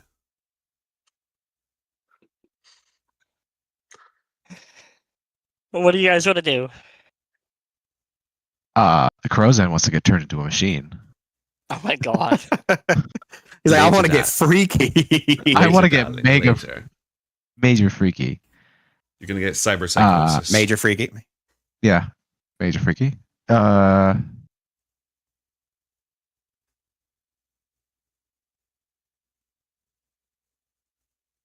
we know where he is. We can always come back to you, right? Yeah. Oh yeah. Don't know where this is. Oh, we don't. Just take a quick dip. It's a short swim. We're not supposed to touch the water. Yeah, we can't touch the water. Yeah. I forgot. Oh, how about this? What? How about this? For a banana shop, you will give us safe passage to and from your laboratory to visit you at a later date to discuss plans in the future.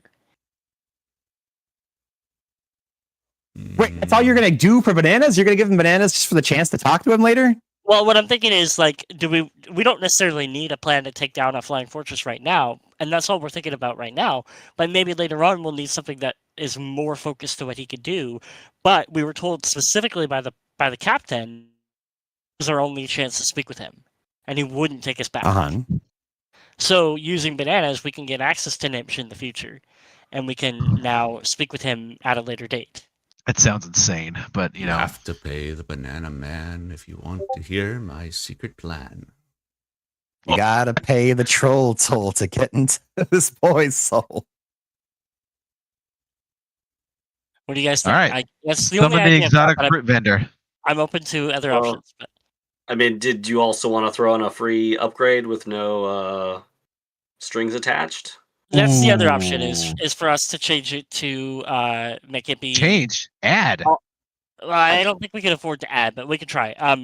And he really wants that banana. Crozan gets to turn into a monster with his mind and control of.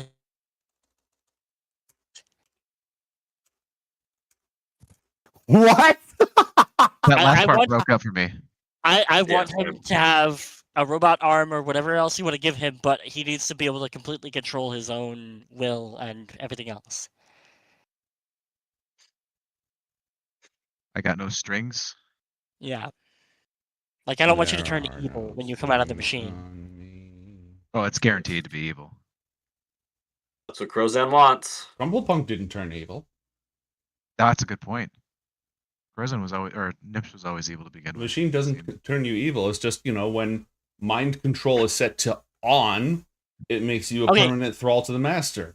There you go. Let's do Crozan gets into the machine with mind control turned off.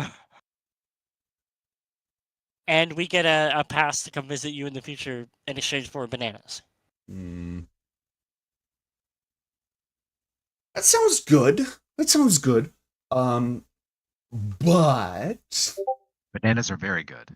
You want to know how to break chains? Yes, we do. Yes. And he will explain it more the next time that we gather together to play Baldur's Gate Ascension to Avernus. Thank you, everybody. I can't.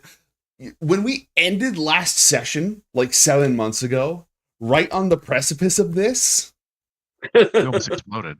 It drove me insane. So it is a joy to be rolling dice with all the gnomes that tormented me originally, and all of my my close family and friends. And we'll see you all next time.